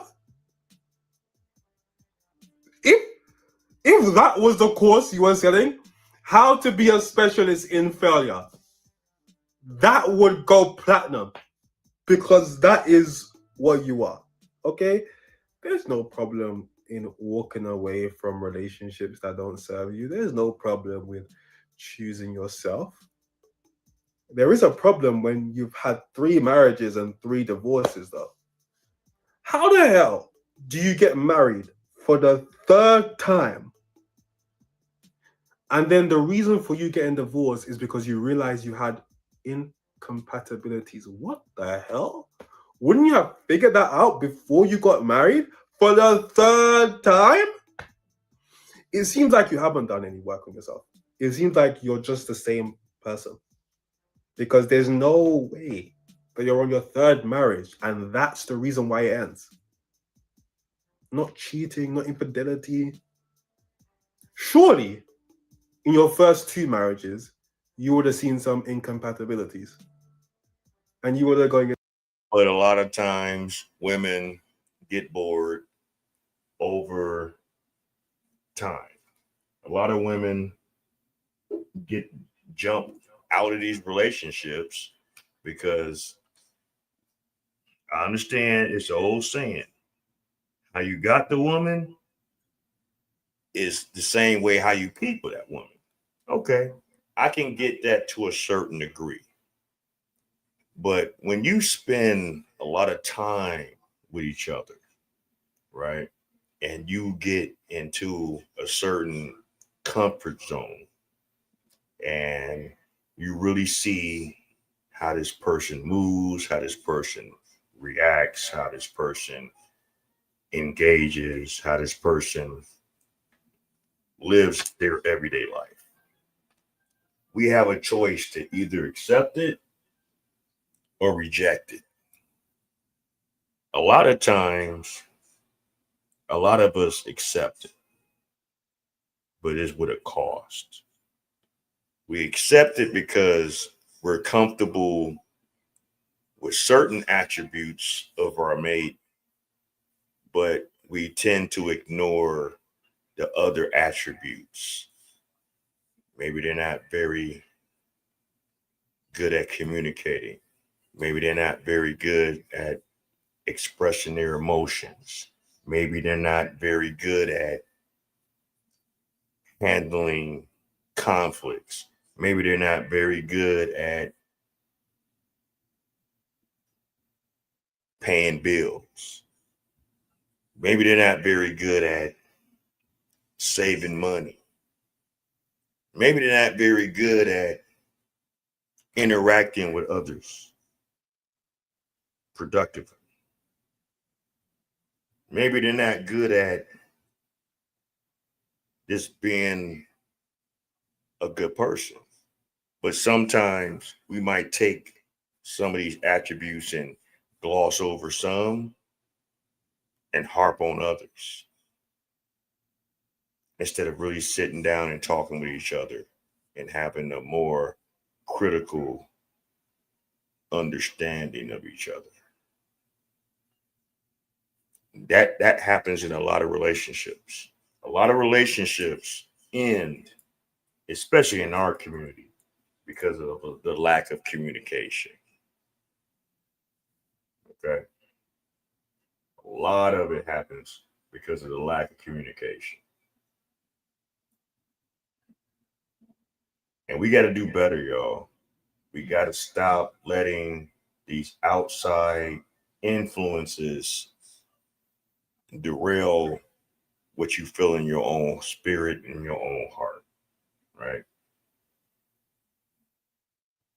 All right, we're going to gloss over that right now. We're going to get into some Chicago shit, what's going on. I know a lot of y'all saw what happened over the weekend with, the protesters and, ICE that's here in Chicago, trying to crack down on these illegal migrants and the shit that went down. We all saw what went down this past weekend, with with protesters, testing these ICE agents, and these are government officials, and a lot of them was getting their ass handed to them. They say that 3 people got arrested, but it might have been more. They're just not in the media talking about that shit. It should have been a lot more than them 3, but it is what it is. But yeah, it's some new shit that just happened, and I just caught wind of this earlier today. So this is our first time. We're We're going to talk about what's going on out here in Chicago for those that's here in the Midwest. And shout out to Chicago. Love my city. I just hate how this politics and how these motherfuckers is moving out here in our great city. But a man, Charles Forte, he spoke about it, and he not even from here.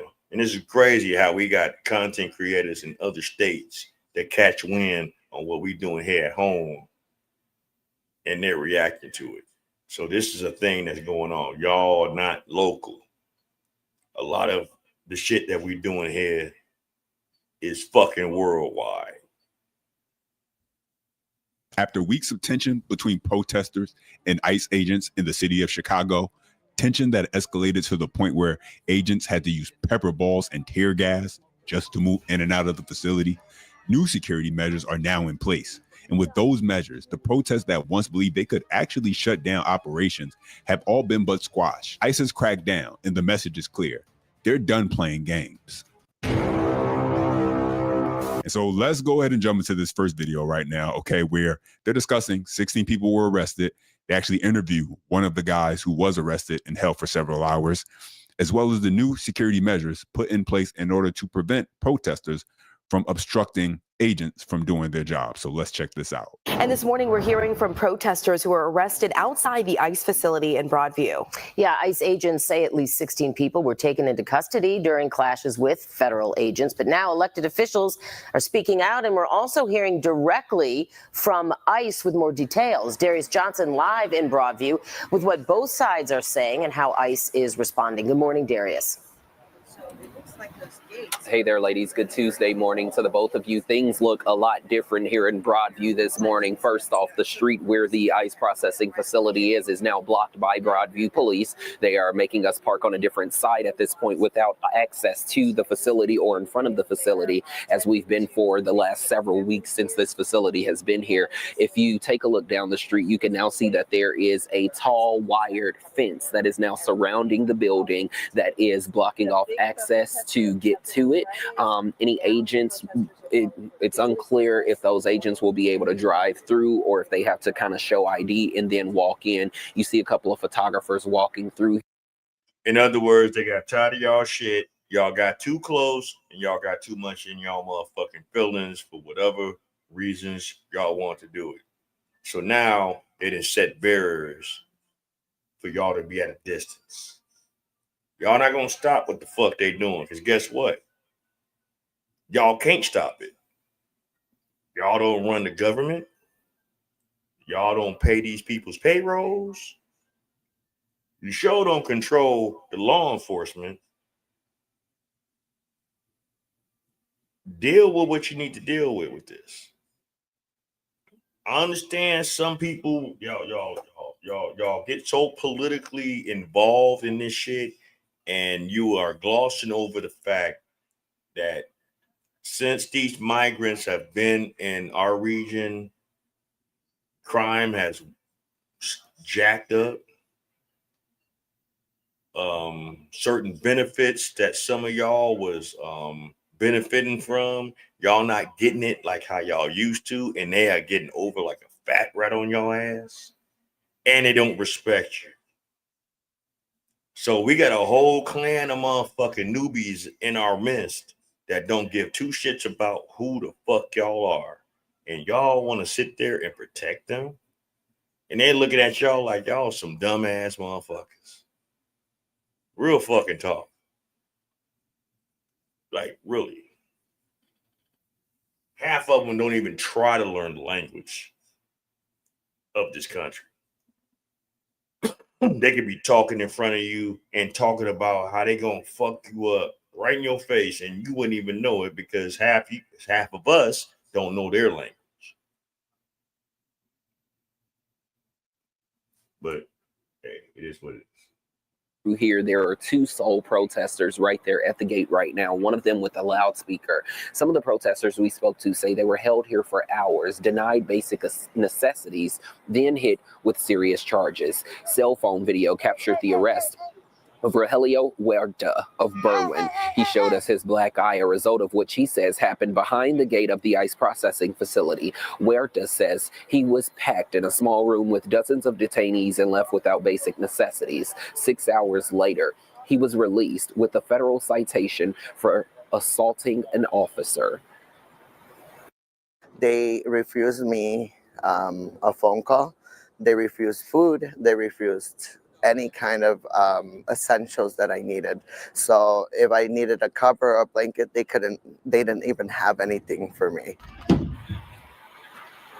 Late yesterday, ICE fired back, calling protesters rioters and defending their actions. Officials say detainees are transferred to other facilities after processing and called allegations about the inside conditions false. The agency also accused protesters of throwing rocks, fireworks, slashing tires, and endangering officers and the immigrants inside. Back out here live, meanwhile, a coalition. I mean, we saw some of the video that happened this past Friday. You know, I live close to that area. I don't live in that area, but yeah, I live in the western suburbs of Illinois. So I was well aware of what was going on in our community because I don't live in Chicago no more. I'm done with you motherfuckers out there in Chicago. Y'all don't want to do right. Y'all want to have a bum ass fucker as y'all fucking mayor. Y'all want to have a bum ass motherfucker as y'all goddamn governor. They don't give two shits about y'all, but is racking up millions in their pockets personally. Don't care about the communities as a whole. Only select a few. Their whole agenda is to keep these motherfuckers in this damn city for their vote because of what they're doing for them. Jagging off this money. Hell, Chicago is in debt. They're not in the black. They are seriously in the red. Our school systems is shit in the city. Black children are not learning education properly. Black children don't have nothing to do but to hang out in the streets and get involved in street culture. Black children and other children in certain poverty-stricken areas is not living the best life. This is what they want, yeah. And Brandon as a mayor, so they got what they want, yeah. But are y'all happy? I know you're not. There's organizations that's out there right now in the city. You know, Chicago flips red. In a minute, Chicago's gonna flip Republican, conservative minded.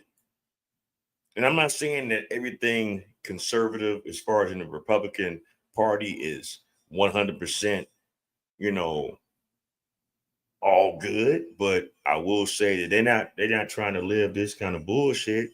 They understand that the dollar is important to the families. They understand that if you want to come here, we're not stopping you. Because I have conservative mindset. I have a conservative mindset. I'm not claiming any of these parties. Because if any party should have been right there along with it, it should have been a Black Panther Party. Because they was trying to start their own political party amongst the Republicans and the Democrats. But you niggas and everyone else shitted on it. And a lot of our brothers and sisters died behind it. So thank yourselves for fucking up an opportunity for back in the 60s here in Chicago when we was really trying to be progressive, but in a positive way amongst us as a community. Y'all fucked it up. Okay? Let me say this again. You Negroes, you coloreds here in the city of Chicago fucked up not supporting our brothers and sisters that was progressive in the 60s before King got assassinated to really galvanize our own political party when the Black Panthers was alive and well. And y'all helped fuck it up.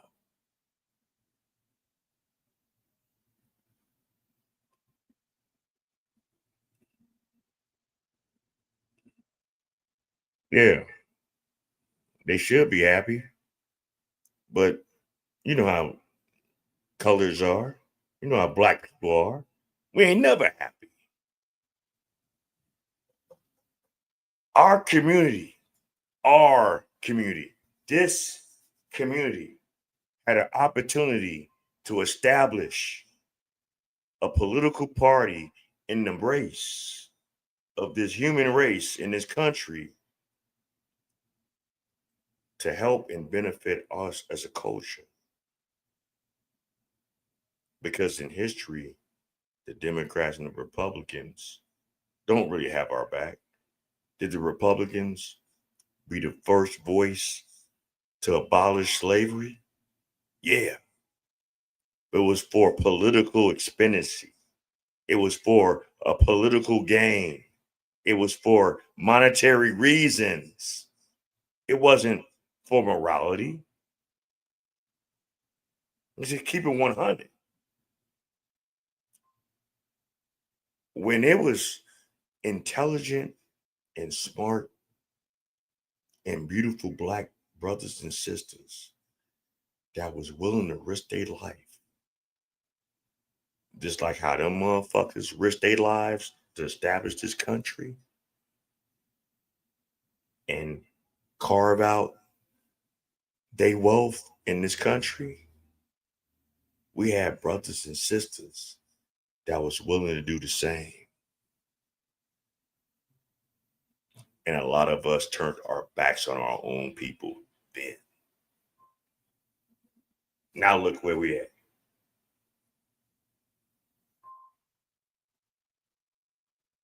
We are more advanced than where we was 50 years ago, but less advanced in how we support each other.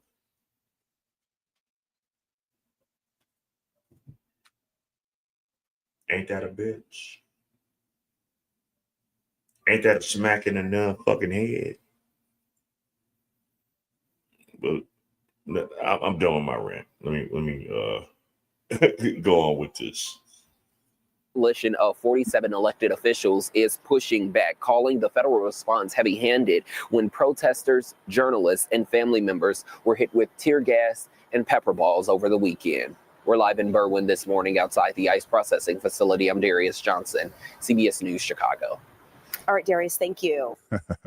God forbid that he had to go 6 hours without eating food or a blanket, all because he thought he could prevent federal agents from doing their job by entering and exiting the facility freely. I mean, what did these people think would happen?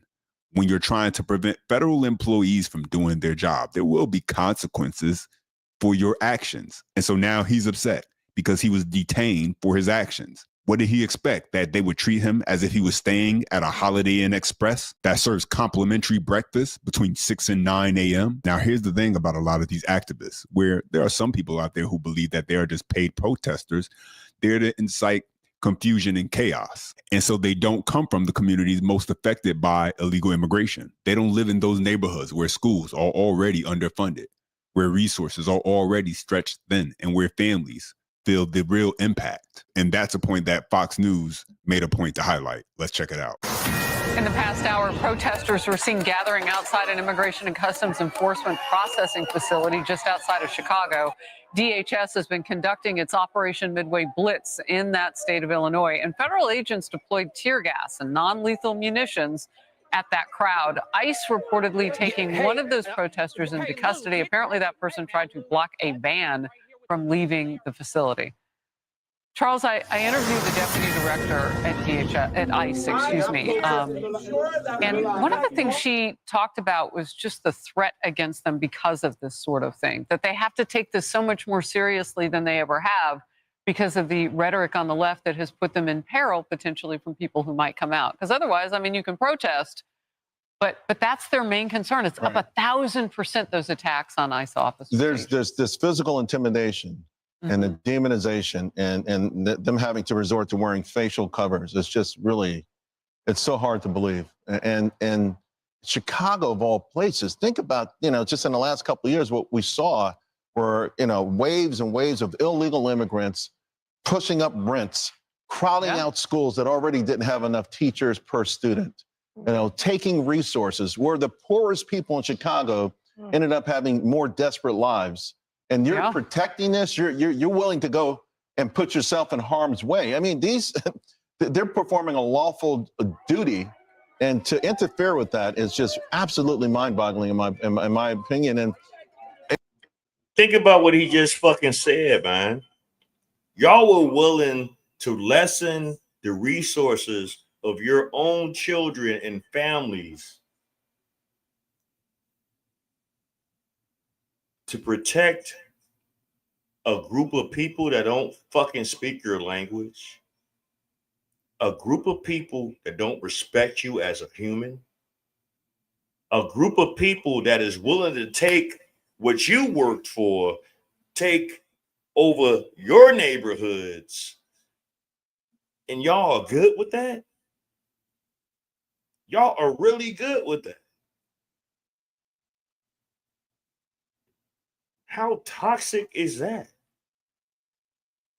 As long as, you know what, the one thing that pisses me off about us black folk in this country, y'all will support everybody's holiday, everybody's parade. Y'all motherfuckers walk around talking about, yeah, I'm Black Irish, Cinco de Mayo. Y'all want to celebrate that shit. Whatever the fuck other shit that goes on. But you niggas in February be quiet as shit when it's Black History Month. Y'all half-ass make noise for Juneteenth. You show no real love for your culture, for your history.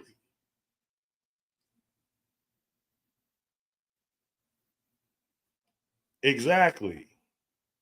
They will do every fucking thing out here when any other group has a celebration or a parade or a holiday.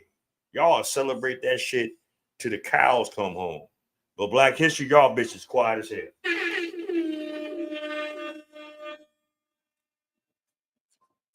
I remember some years back when Facebook wasn't so fucked up as far as what it is now, with how they got the shit now.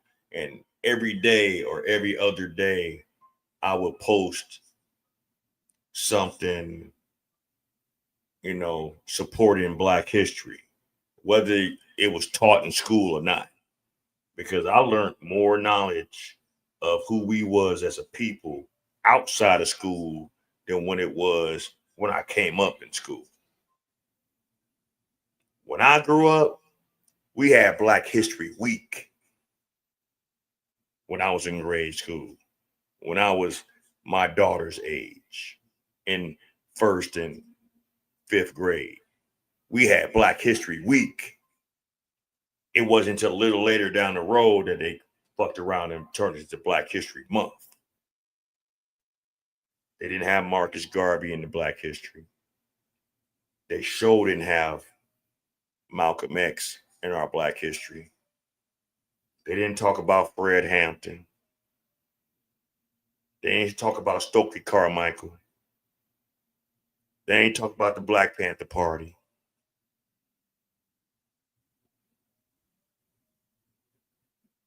They ain't talk about the Roebuck and Sears Roebuck, who was Black, that had that fucking organization that all of us used to shop at back in the day.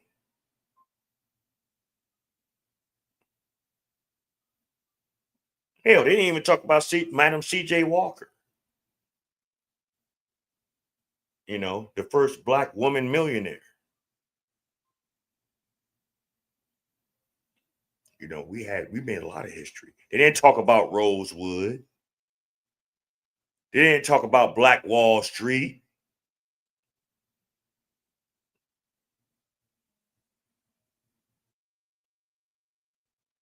But this is what we do about it with each other. We go all in on a group of people that don't give a fuck about you. And you wonder why they laugh at our culture. It's just really amazing, and a lot of credit. And it's against the law. For more things. Nothing bad has happened yet, and yet these folks are pushing the envelope as far as you can push it. You know what's so interesting too? They're changing their landscape of politics there with Chicago Go Red. We saw that in the last election. It's like they're eating their own, if you will. They're pushing against ICE, but at the same time, they're making more people say, on the Republican side of the aisle, they get this right. We're safer when they're doing their jobs. I would also say if you look at the people that go out to protest these things, now, I don't know what their life story is. I don't know the shoes that they walk in. But by looking at a lot of the protests that we see, whether it's anti-ICE, anti-law enforcement, pro-Palestine, Queers for Palestine, anti-conservative, anti-Charlie Kirk, they all fit, a certain aesthetic. And it's not the people, to your point, Charles, that are underserved in their communities, that are wondering why illegal immigrants are taking up the entire budget, right? That are taking away their services and their community programs. Those aren't the people that are out there protesting. Those people are at work. Those people are making a living, right? By the looks of a lot of these people, it looks like a lot of younger, college age or older white people, maybe older white people. That's who are showing up to this. And you got to wonder, do you have a stake in this? Because a lot of the people in these communities, they want the worst of the worst to be out of them. And they also don't want their city budget to go to taking care of people who shouldn't be in this country in the first place because they came into it illegally. So a lot of these protesters, I would say, what are you looking to accomplish? And who are you fighting for exactly? The subplot to all of this is anarchy, really. Yeah. And I think there's a really, beneath the surface, a real big rise, because it never goes away. But this sort of anarchy, anti-West, anti-America thing, that's what's driving them. That's what galvanizing them. But they're going to push the envelope too far, I think. So that really drives the point home. These people that are shouting the loudest at these protests aren't the ones who have to live with the consequences day to day. They're not the families in these underfunded neighborhoods watching resources get stretched thinner and thinner. They're not the ones who send their kids to already overcrowded schools. And the truth is, a lot of these activists don't want solutions. They feed off the chaos and the anarchy. That's what the broadcast pointed out. And it's clear in how they operate. Thrive in disruption, not stability, because disorder gives them a stage. But the communities they claim to speak for don't benefit from chaos. They're the ones who pay the price when schools are overcrowded and resources dry up. At the end of the day, ICE's crackdown and these new security measures weren't about silencing free speech. They were about restoring order and making sure federal operations can't be shut down by people who feed off disruption but never face the cost. That's the reality check here. And when you've got a mayor who's basically taken the side of the protesters, denouncing ICE and the job that they've been tasked to do within his own city, it speaks to a bigger issue. It's not just Chicago. It's a mindset we see on the national level inside the Democratic Party, especially in cities they control. And that same mindset shows up again. Here's Jasmine Crockett saying, just because you commit a crime doesn't mean you're a criminal. I understood what was kind of pushing them there. And so I do want people to know that just because someone has committed a crime, it doesn't make them a criminal. That. All right, and guess what? That bitch don't need to be in politics ever the fuck again. It's been countless clips of how ratchet she is in Congress. She don't even hold back how she moved in her position. She took that shit and ran with it like motherfucking Jesse Owens and fucking Nazi Germany back in the 30s. Didn't give a fuck. She don't give a fuck about the collective in our communities. She don't live in the hood. She ain't got her children going to public schools that have low funding and very low resources to teach her children. Everything she got, and she had the money to deal with it, and got the nerve and the audacity. See, this is what's fucked up about a lot of us in our community, us coloreds, us Negroes, us black folk, us niggas. We ain't used to having shit, and when we have it and we obtain it, a lot of us don't know how to fucking maintain it, keep it, cultivate it, and build from it. We fuck it up. You wasn't taught financial literacy.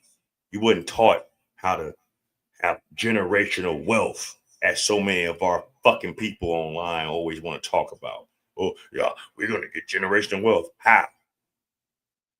How are you going to have generational wealth when you don't teach your people how to generate wealth? Oh, you might have lucked up and got it, but how long you going to keep it? It's easy to get something. It's hard to maintain it. That takes work. That takes some effort. That takes some level of education, some kind of intelligence. Y'all, so a lot of y'all be talking shit and don't know what the fuck you talking about. That is completely different. Being a criminal is more so about your mindset. Committing a crime can come for a lot of different reasons. And that's exactly the problem. When you've got leaders saying things like, just because you commit a crime doesn't mean you're a criminal, it sends a signal that accountability is negotiable. Pair that with the mayor who openly sides with protesters and denounces ICE. And you've created a culture where law enforcement is treated as the enemy, not the safeguard. But reality doesn't bend to that narrative. ICE had to crack down, install new security, and make sure federal operation couldn't be obstructed anymore. That's the reality check. You can play politics with the language, but at some point, the law reasserts itself. It's almost like if you leave it up to them, they'd expect you to accept everyone into this country, no matter what they've done, no matter how violent they are. And that mindset isn't just theory. It shows up in real cases. Thanks to the federal... Exactly. How many of these so-called migrants have been caught up in murder? How many of these so-called migrants have been caught up in drugs, gangs, taking over abandoned buildings, and the government at hand don't even fucking stop them? They know these motherfuckers have taken over a whole fucking abandoned building complex, and they're allowing them to stay there and giving them benefits behind it. So basically, y'all gave them free housing.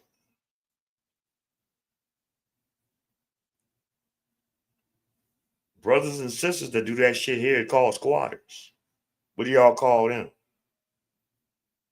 What do y'all call these migrants that took over a whole abandoned apartment building complex and set up shop and getting utilities and other shit up in there because of government funding that was from the last administration?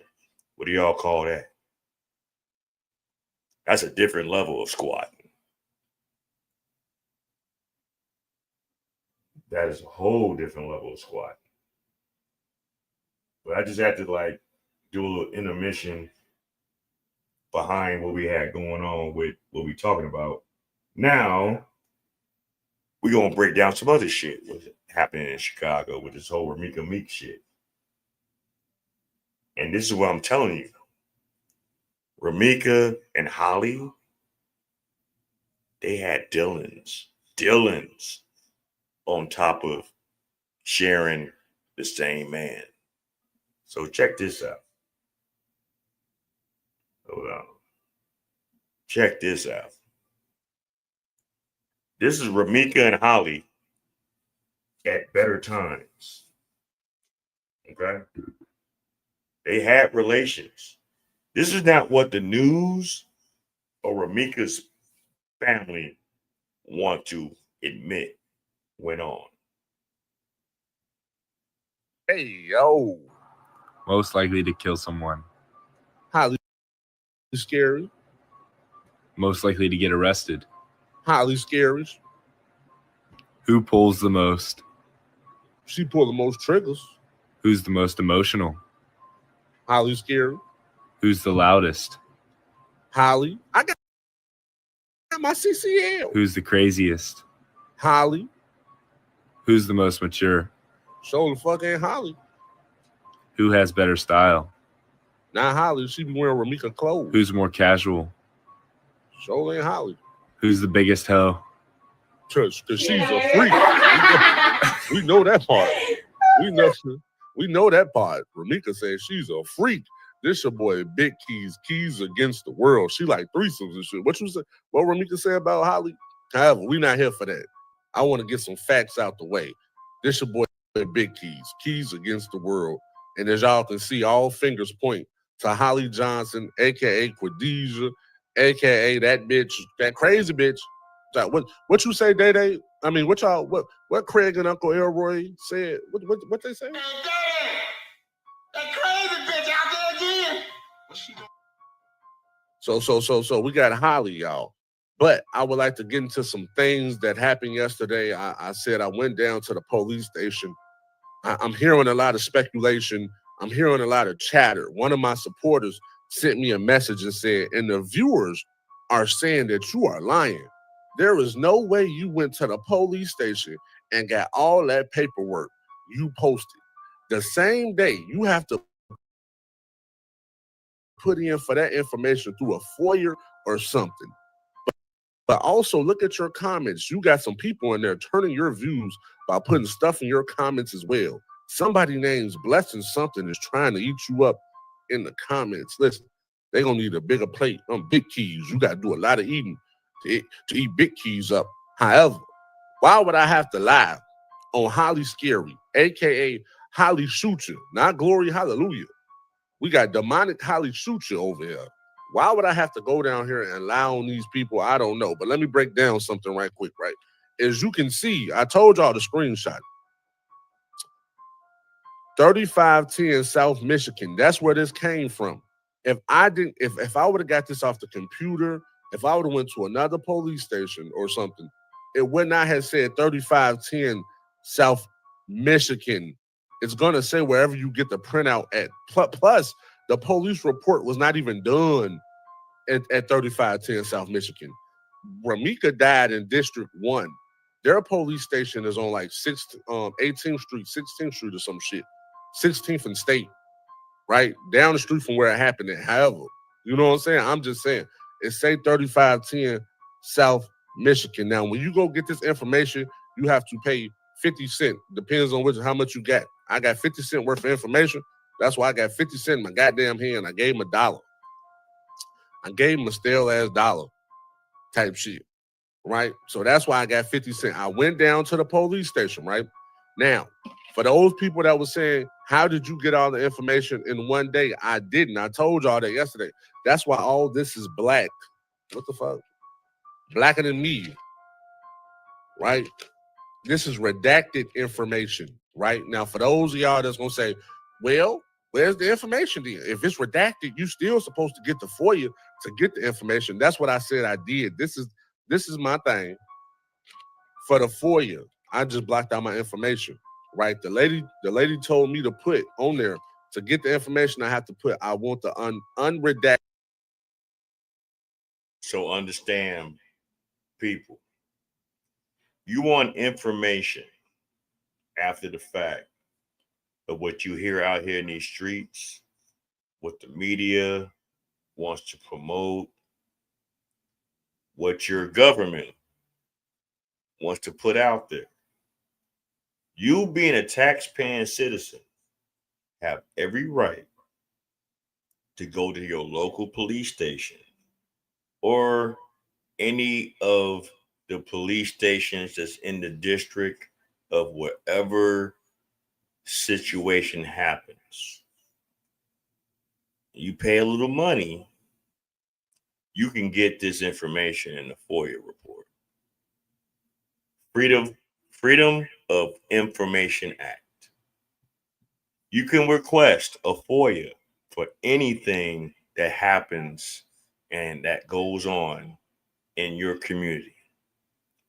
A FOIA, I'll say it again, Freedom of Information Act, FOIA. That's what that is. Depending on what you spend, dictates the information that you get. You want a lot of information, you're going to spend a little money, a decent amount of change. You want a little information, you're going to spend a little bit of change. But you have the right to get any information that you need for whatever situation that goes on in your community. Don't get it twisted. You have that right. All you got to do is be having a valid driver's license or state ID and this, that, and the third, and have whatever monies that you want to spend. When you ask how much of this information I can obtain, they'll tell you, well, you can get such and such for this amount. Oh, okay.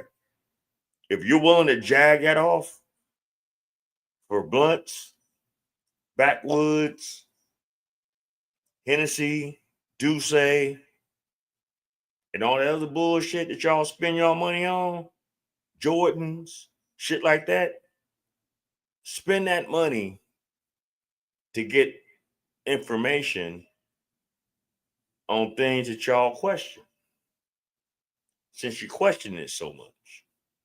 And then once you get that information, what are you going to do with it? You're going to build on it? You're going to question it? You're going to debate it, combat it, or you're going to accept it? I'm telling you this right now. This picture right here that my man's seeing, and this is shout out to Keys News Network. He's from Chicago. Subscribe to his channel and tell him that the Black Bottom Roscast sent you, and tell him to subscribe to me too, because I'm reacting to everything that I come across my desk, if it's in alignment with what I need to do as far as bring out my own information. So if anybody knows of Keys News Network, let them know that the Black Bottom Broadcast is also, commenting on what he got going on. Redacted report. That's my handwriting. Unredacted report. Right? Now I know what y'all saying. You could have printed that out last night. That ain't shit. You still don't know shit. Yes, I do. Look, this is the number. Call this number. Chicago Police Department. Information of the Freedom of Information. 312-745. I think it's backwards on my side. Type shit. So it's 312-745-5308. They got the email address. Screenshot that and flip it around, man. In a couple days, we will have all the information, not just a bit of it, not the bits and the pieces, not the bits and pieces. We're gonna have all the information, right? Also, I want to go here on this one. A lot of people were saying, of course, it's going to say murder. Of course, it's going to say it was a homicide murder. No, the only murder is not homicide murder, for one, right? However, I want to point out to the fact that on this paperwork for Ramika's death, it's ruled as first degree. This was letting y'all know that the case is being investigated. Is ruled as first degree murder, 0110. Now that plays a big part in this situation, because first degree murder means, let me read it from the facts, right? I don't want y'all to think I'm just saying shit, right? Cool. First degree murder, that's intentional or knowingly killing of another person or causing death during the commission of a forcible felony This is the most serious homicide offense. If Holly was committing self-defense, right, they wouldn't just all rip say first-degree murder. Now, Chicago don't have a code for self-defense or, that type of like defending yourself murders. So they have to still put it under murder. But to put it under first-degree murder, that means Holly intentionally shot her. If it was second-degree murder, which it was supposed to be, right? When it would otherwise be, it only would be first-degree murder with the reasons we just said. But for second-degree murder, you're acting under sudden, intense passion from serious provocation or an unreasonable but genuine belief that deadly force was justified. What remix it? Second degree murder is what? For example, acting under sudden, intense passion from serious provocation. That'll be Romika. We've heard conflicting stories about that day at hand.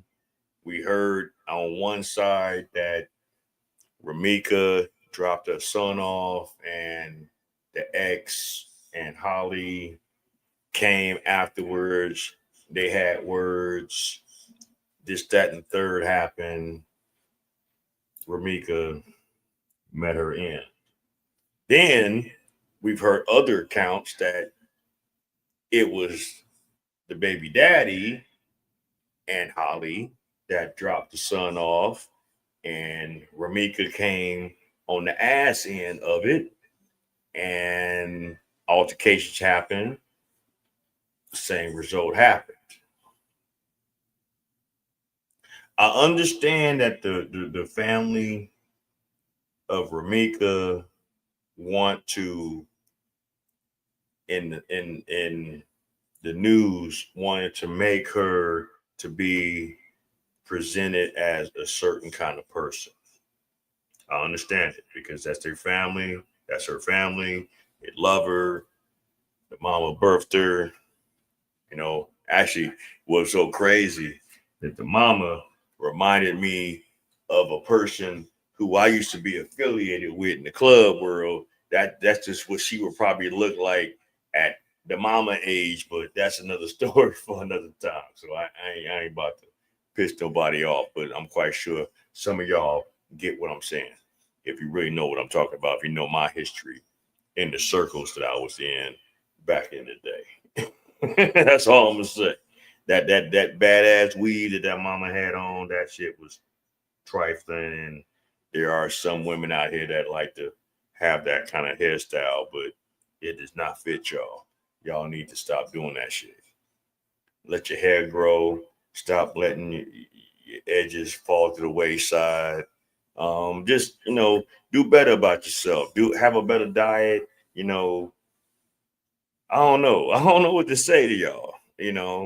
I'm just keeping it 100, and we're here at the Black Bottom.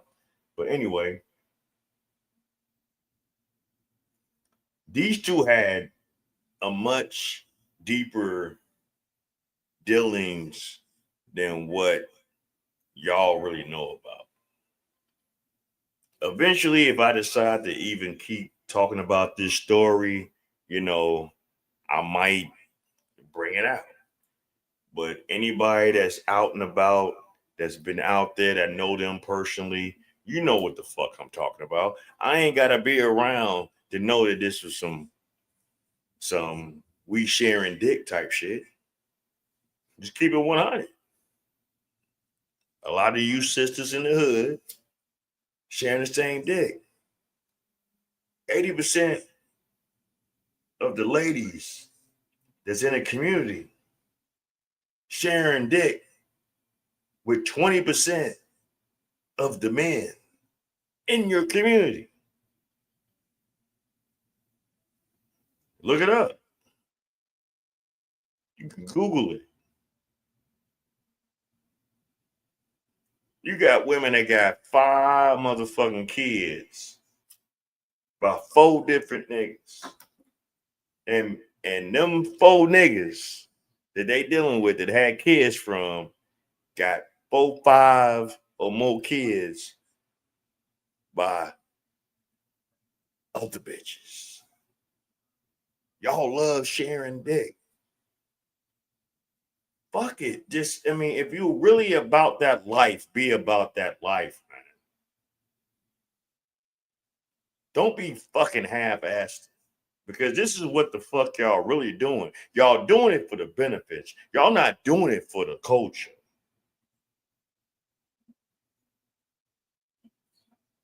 I'm just keeping it 100. You ain't doing it for the culture. You're doing it for the benefits. Nika pulling up. She gets shot. That was an intense passion from provocation.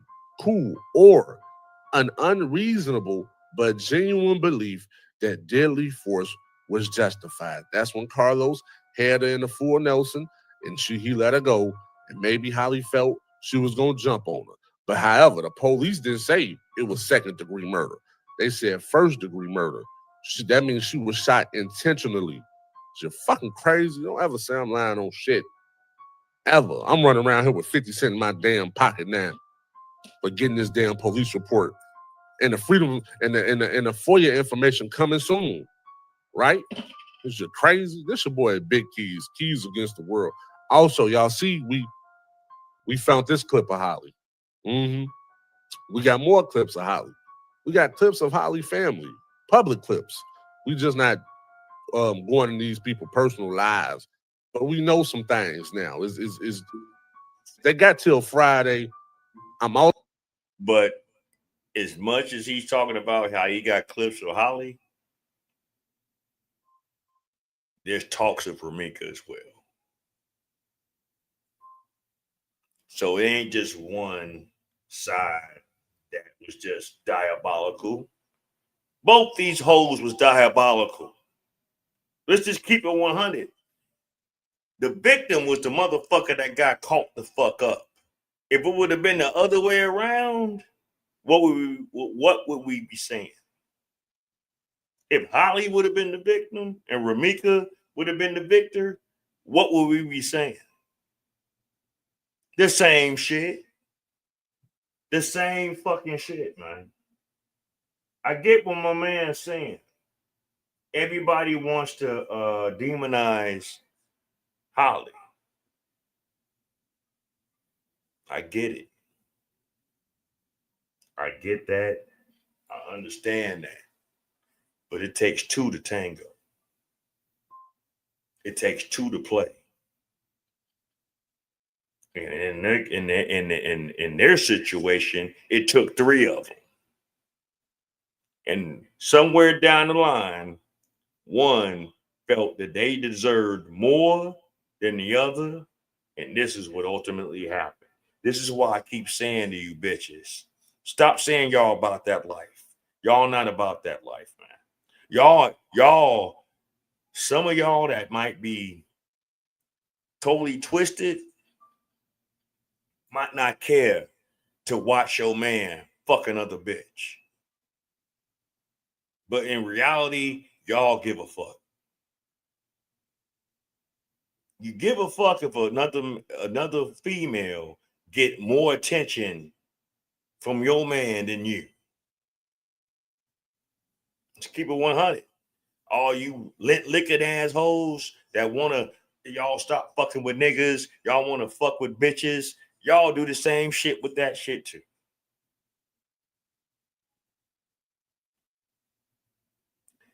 The majority of the domestic violence that happens with girl-on-girl relationships always is because it's one girl. 9 times out of 10 or 10 times out of 10, it's the girl that got kids already from a man. You thinking they about to fuck with you solo dolo and they still fucking with dick.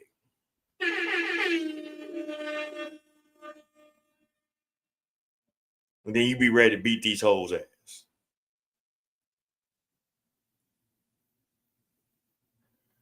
Ready to beat their ass up. Sorry, ladies, you are not a man.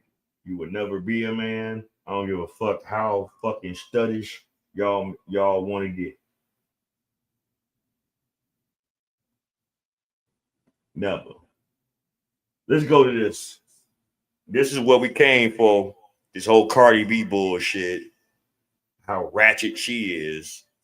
And this is the queen bee right now in society of dysfunction and ratchetness. Shout out to Pink Book Lessons. This Cardi B situation is truly a testament to how delusional many women really are. This lady has jumped from the frying pan into the fire. And there are women online talking about some, yes, girl, you showed him. Yes, girl, level up. Level up to what? This dude worse than the last. Like, y'all will help each other over a cliff. This is ridiculous. Yes, they will definitely help each other off a cliff. It's wild how so many women will hype up chaos as if it's empowerment, celebrating dysfunction, calling it leveling up, when in reality it's just poor decision-making dressed up as empowerment or independence. Replacing one problematic relationship with an even worse one is not growth. It's a cycle, but because it's wrapped in designer clothes and drama, people cheer it on. Accountability is considered hate, and foolishness is praised as freedom. Listen, the glamorization of destruction has got to stop. Being pregnant by another man while still married is not a flex. It's messy. It's disgusting. This woman is a catch-all, a human Kleenex. We're talking about a walking specimen cup. And it's really disgusting that y'all can't stop yourselves or at least have better management of your own reproductive organs. You do not have to make a baby with every man you get into a situationship with.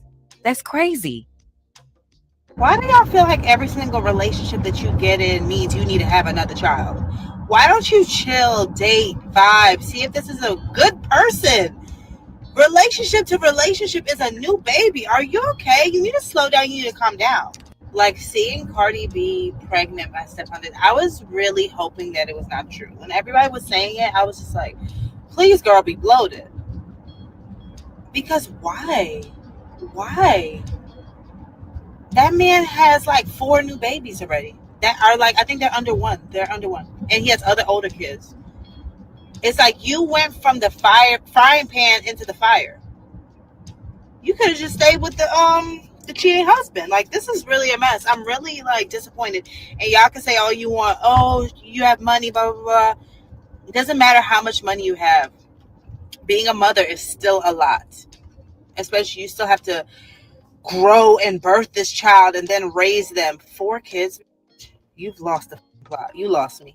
I'm so scared for Cardi B, y'all, because every time I see Stephon Diggs, all I can think about is that video of the interviewer asking all of his teammates, who on the team would you least like to date your sister? And every last one of them said him. And you got people actually saying that she was better off with a cheating husband than running over to Stephon Diggs. Stephon is even worse than the cheating husband. Then she's married, calling him her boyfriend. Meanwhile, this man has never once claimed her as a woman he's taken seriously. Where she really lost support from a lot of women who used to cape for her is that cheating husband narrative had her sick. The only reason why he ain't saying shit is that she makes more money than him net worth wise. Y'all ladies think that this is a flex because she fucked around. It didn't work out for the 8 years that she was with Offset, even though they got 3 kids together. It worked out to some point because he kept pumping and dumping in her ass, and she kept taking it. Regardless of what the fuck she said about that man. And then after the fact, because she knew that she was about to latch on to Stephon Diggs, posted on the internet, I don't have no ill will for Offset. It is what it is, blah, blah, blah, blah, blah, blah, blah. After all that shit that she said about that man.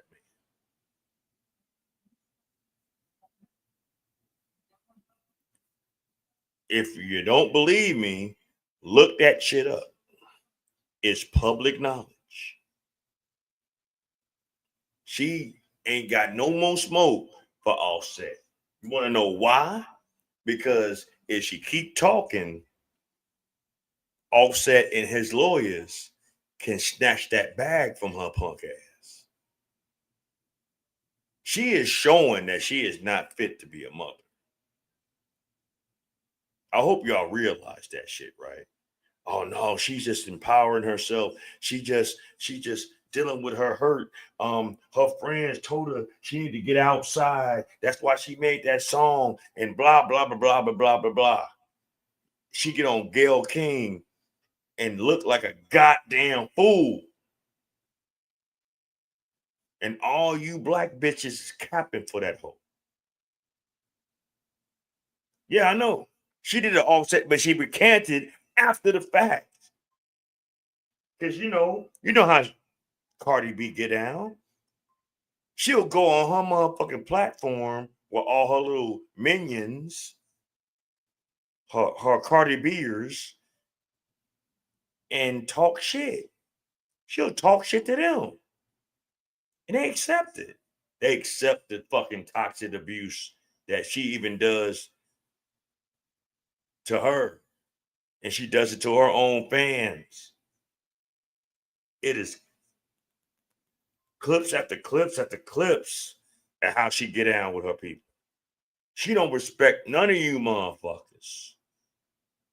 None of y'all that support her, like to the utmost. She don't fuck with y'all like that.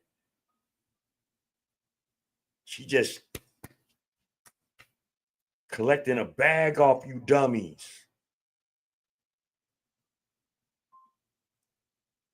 She's a true con artist. I'm sorry to say, most bitches that was well-known scrippers, I'll say scrippers, know how to fucking gank your money.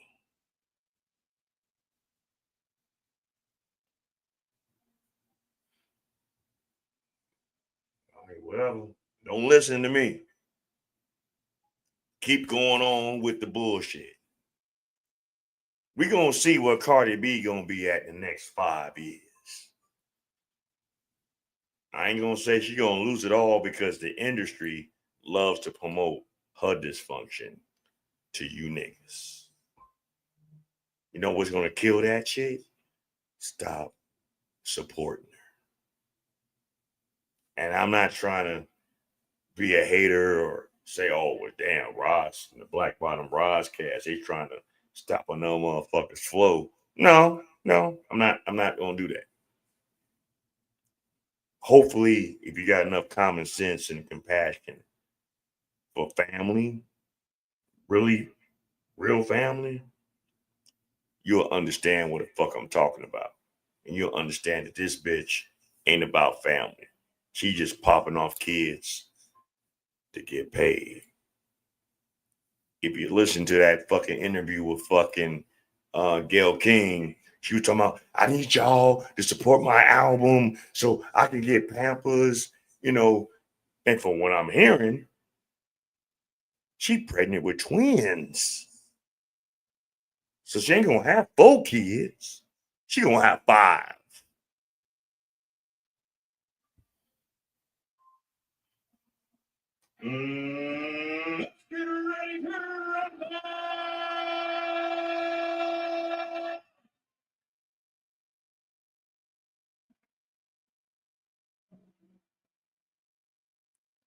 You are going to witness a complete crash out. All I need for Offset to do is just lay back. All I need Stephon Diggs to do, because everybody knows Stephon is just a wild nigga. Keep doing you. He already got infants. Already. It's alleged that he already has a 3-month-old and a 5-month-old right now. Right now. In real time. Right now. And you about to have babies with this bitch? All of them. You're going to have 4 kids. But then whoever you did what you did with these other females and Cardi B, is going to be a year or so apart from each other. And y'all think this shit is sweet. Y'all think this shit is cute. This is y'all champion. This is y'all queen. She's your queen to me. Face ass.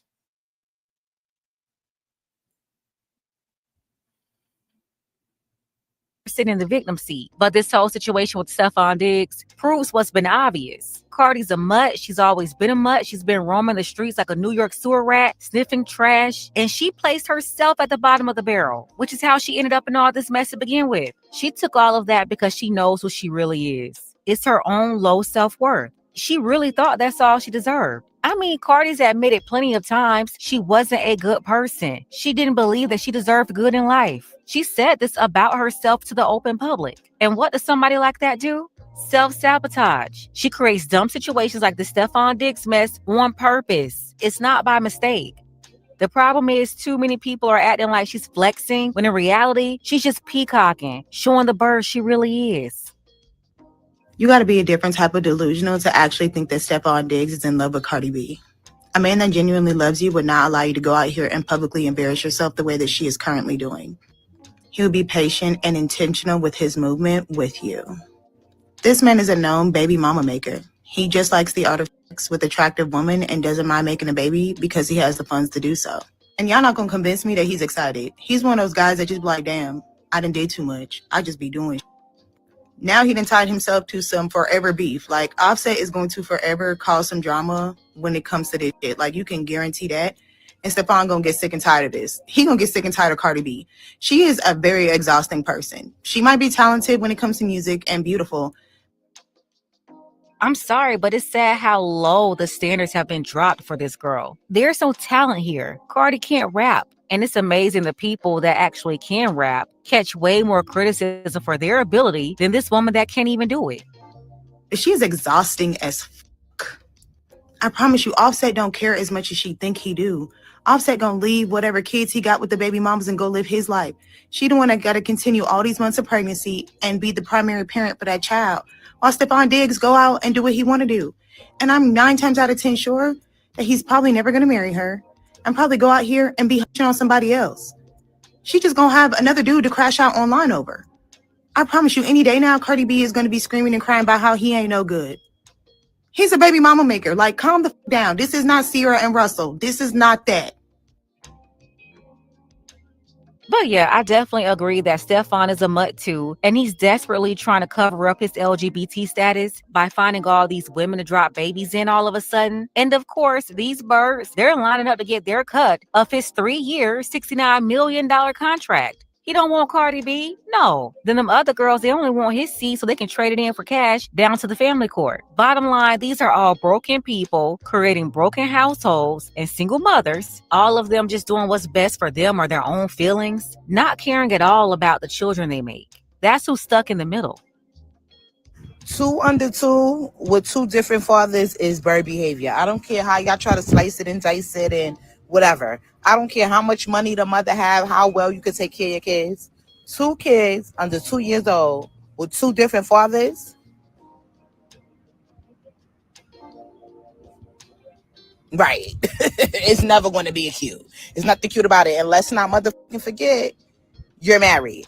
2 under 2, 2 different baby fathers. The last baby father is not even your husband. And your husband's still asking for a DNA test.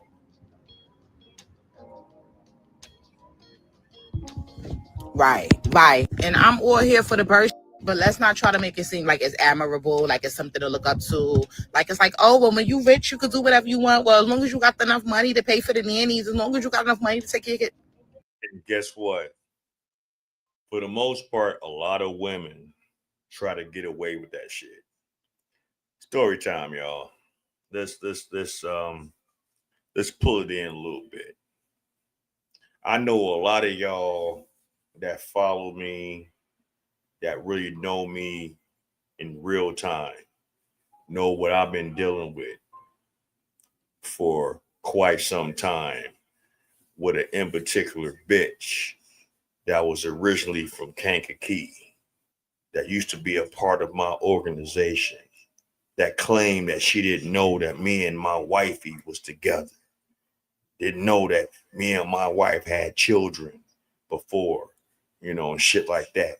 Wanted to put a baby on me when I come to find out that you didn't respect what the fuck I had going on because you had a whole nother nigga at your fucking baby shower talking about that was the baby daddy. But I didn't know when me and mine was going through our little, separation and our issues and things like that. I didn't know that she was out here wilding and foul.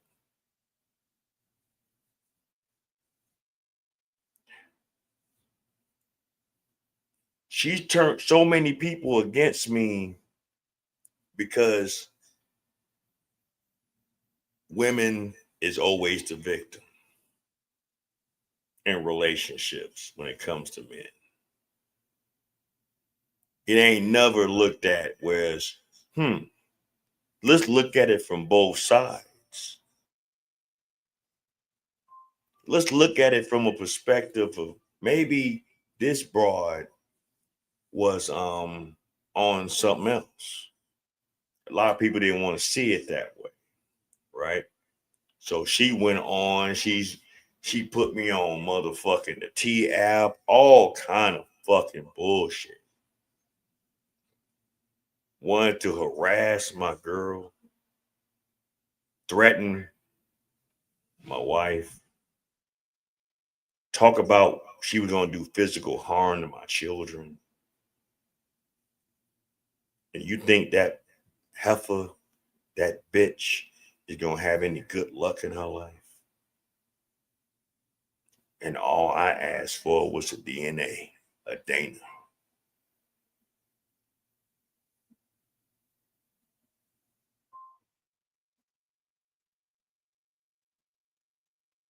I actually lost relations with family members behind this bitch. Which it is what it is because them family members ain't shit any goddamn way. So it is what it is. So they go on what they want to go on with. Because hell, when they was fucking up and coming and fucking still drinking milk and all this other bullshit, I was there for them motherfuckers. I looked out for them motherfuckers. I took care of them motherfuckers. I even housed them. I even housed these motherfuckers. But you want to believe a bitch off the street that's a ward of the state that got mental problems, that probably been used and abused all her life, and I feel bad for her. I seriously feel bad for her. If these things happen in your world, happen in your life, but because you have so much hatred, so much motherfucking animosity, so much motherfucking ineptment within yourself. Yeah, I said ineptment. I didn't came up with a word. I think I said it wrong, but it don't even fucking matter. You got so much fucking trauma in your fucking life. You want everybody to fucking suffer that ain't riding with your punk ass. You want everybody to feel your pain.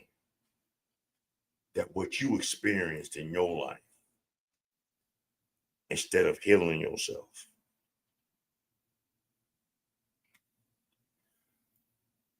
You know, the worst thing the person can do in this world is to try to degrade and bring down another person publicly to make yourself look good. Do you think that works out well with people in the world? Honestly, do you really think that going out your way to try to get sheriffs to try to send papers that you have no idea where the fuck I'm at. You think you turning people that really wasn't no good by me in my organization to think that was going to help you? Hell, them motherfuckers wasn't shit either. That's why they where they at. And you where you are. Heard you got ran out of Kankakee. Now you living back on the south side of Chicago. Damn, I ain't been around in the circle around your motherfucking punk ass in damn near 6 years. And I know more where the fuck you at than where the fuck you know where I'm at.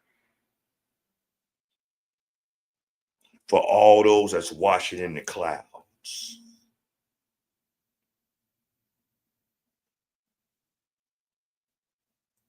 For all those that think that y'all really had it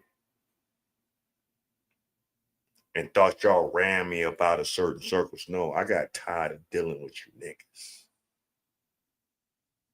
I got tired of dealing with the drama. I got tired of being harassed. I got tired of having to deal with the everydays of my wife being harassed.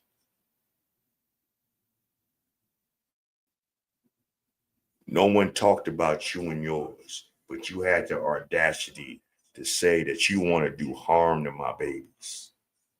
Said they wasn't even mine. You ain't shit, bitch. It's this trauma that you bitches deal with that makes you who the fuck y'all are. Get yourself some fucking mental health. Get yourself a clue. Stop thinking that all these niggas trampolining up in your pussy is going to validate you that you can't keep. Because one, you will never be a wife. All you will be is a nothing ass baby mother. All you ever will be is a person that is scarred. All you ever will be is who the fuck you are. Clip it, record it, send it, tell her about it. You're not even worth me saying your motherfucking name because I don't have to.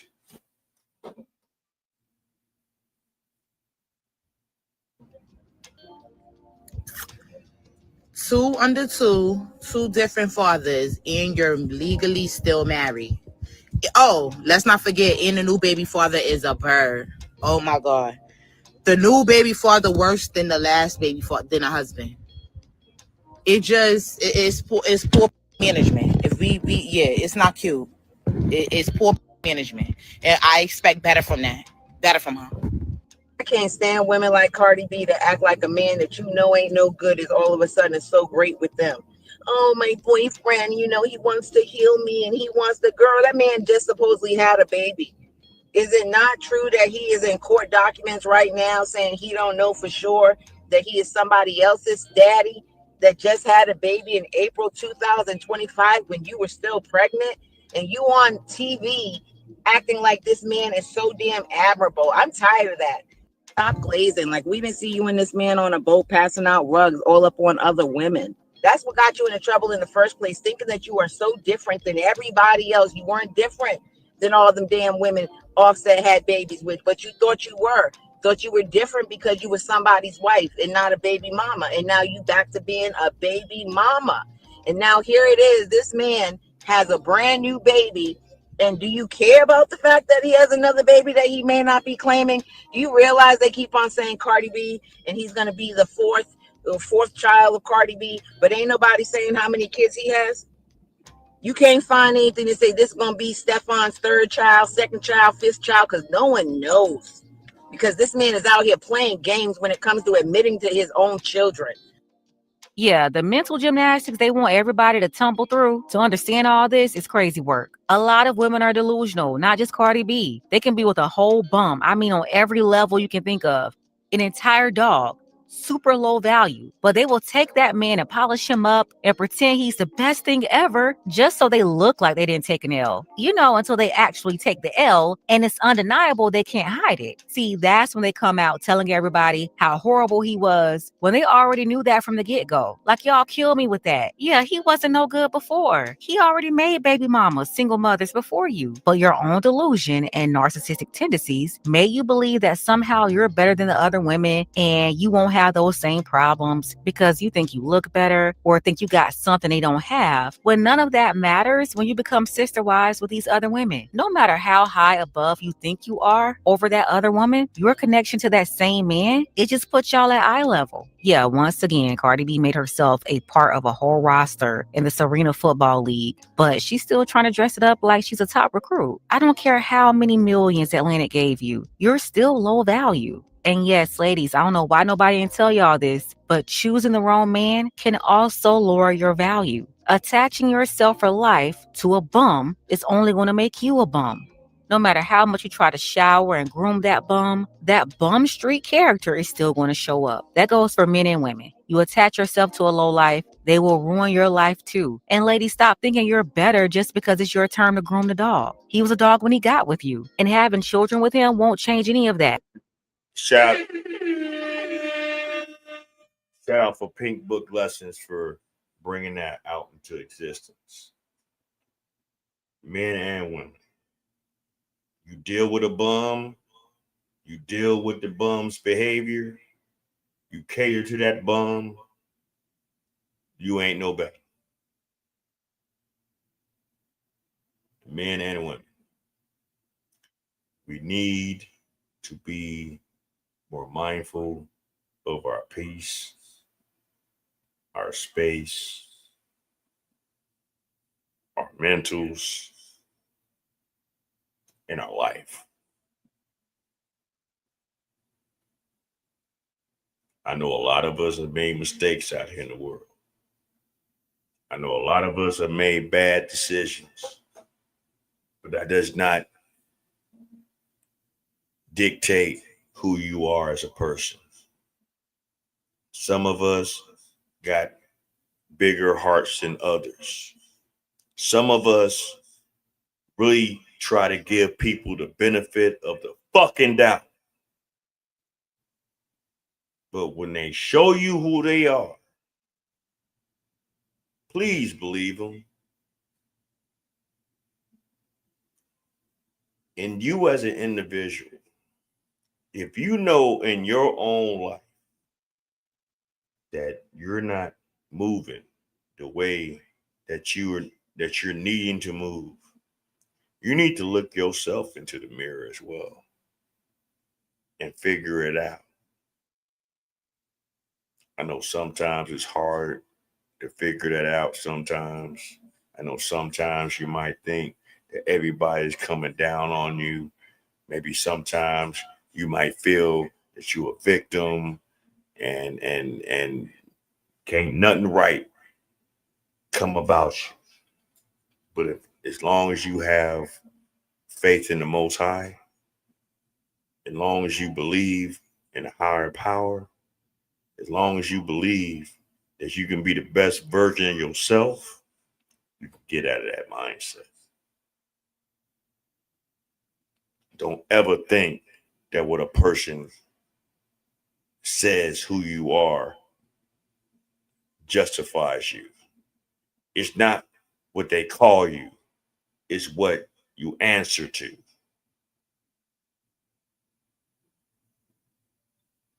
I'll say it again. It's not what they call you, it's what you answer to. In my Umar voice for the third time. It's not what they call you, it's what they answer. It's what you answer to. Well, it's not what they call you, it's what you answer to.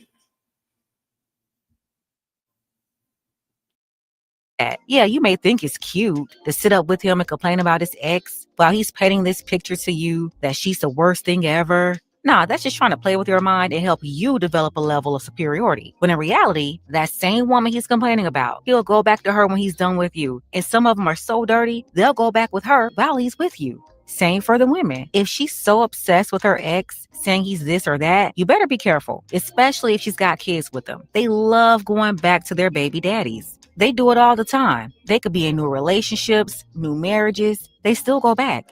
How do you think Cardi B and Offset just had a baby 1 year ago, and she's halfway through another pregnancy by another man?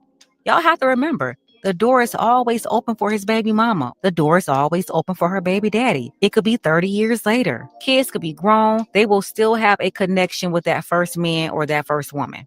It's not going away, and the kids and their offspring, that's the proof. And let me tell you, when you sign up for that, that's going to be on you. That's nobody else's fault. You can't run around thinking he'll never or she'll never because I'm better than her or better than him. No, that's what they put in your head to throw you off so you never get hooked to the game they're both running on you. Because while Cardi is sitting back thinking she's better than all these girls, they're all just laughing at her. They're thinking she's the biggest fool for ending up down there with them. Let's go ahead and get the conversation started. Tell me what you think about this mess below. Gotta send a shout out to our brother Dark Power. I appreciate. What y'all think about that, y'all? That's y'all queen, right? That's who's leading a lot of you modern sisters into this culture of dysfunction. Y'all can be outside. Y'all can stay outside. Fuck your baby daddy. Fuck your man that you had kids with. If he ain't treating you right, I can show him and get out there and get with another man that shows me a lot more attention than what the fuck you showing me for whatever fucking reason. And then you get popped off with him and think he gonna save you.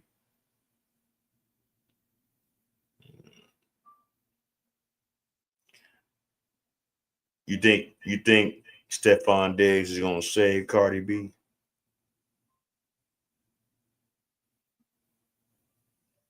Y'all really think that that man with his track record and his history is gonna save that woman? Like Pink Book Lesson said, any given time, later down the road, if Offset want to hit, guess what's gonna happen? He gonna hit. You know, I already got 3 kids by this woman. But she's so fucking ratchet and torn and scorned and traumatized. She don't give a fuck. This is the same woman that admitted in the video that she used to drug niggas and used to rob them. That was willing to pay money to trick off with. She a busser. A busser. In my Chicago voice. She a busser.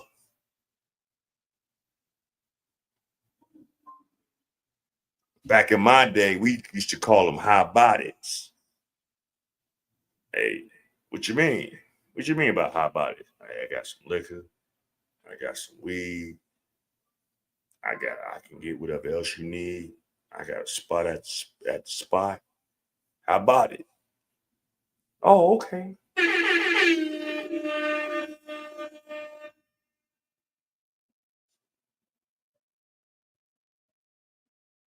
Y'all done heard about this David shit, right? There's some new shit that's going on about this whole case. And oh man, I'm feeling a certain kind of way behind this shit because when you really look at how shit is playing, I don't know if David's gonna come out of this shit super clean the way he might want to, especially dealing with a very underage girl. And by the time they found this girl, age-wise, she was officially 15 and he's 20. And they go back as far as 3, maybe 4 years ago. So he probably dealt with her as young as 12 years old. The industry's a motherfucker, man. I'm trying to tell you. Where y'all daddies at? But here's a new account of what's going on with David. And yeah.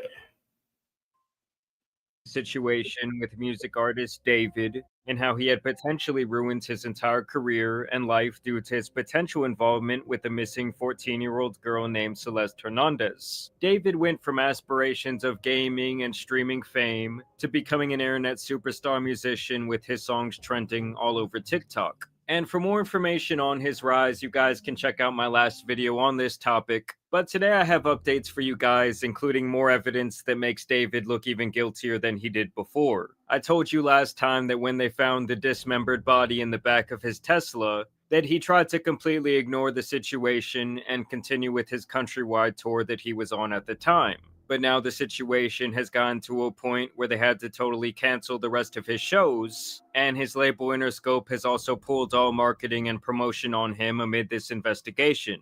And as reported last time, he was complying with the authorities, but the police have still not publicly listed him as a person of interest. And based on the evidence I have, David has still been extremely active online, even as recently as yesterday. So let's start with the fact that people had been calling David out with these Epstein EDP rumors since last year. Although he went back and turned off his comments on this specific TikTok, someone had left a comment as early as February 2024 saying, "Waiting for LAPD to get your ass for messing with a 13-year-old girl," on a TikTok that he had captioned, "Me to everyone I tricked into thinking this was a love song." And even back 2 weeks ago when the body was initially discovered, a Reddit user had commented, "This guy is a PDF from what I've heard. My sister, who is now in 9th grade, told me that he was dating an 8th grader, let's just call her C, and she would go on trips with him to LA. They're all in 9th grade now, and it turns out C's friends knew and he would pay them to keep their mouth shut. C has been missing for over a month now and no one knows her whereabouts. Definitely something strange going on." Which does line up with photos of David handing what appears to be teenagers a brown bag and also a stack of cash. There was also a clip that resurfaced where David appears on stream with who people are saying is Celeste, and the girl in the video says something very strange. "I media trained you." That's controversial. It's controversial of kids.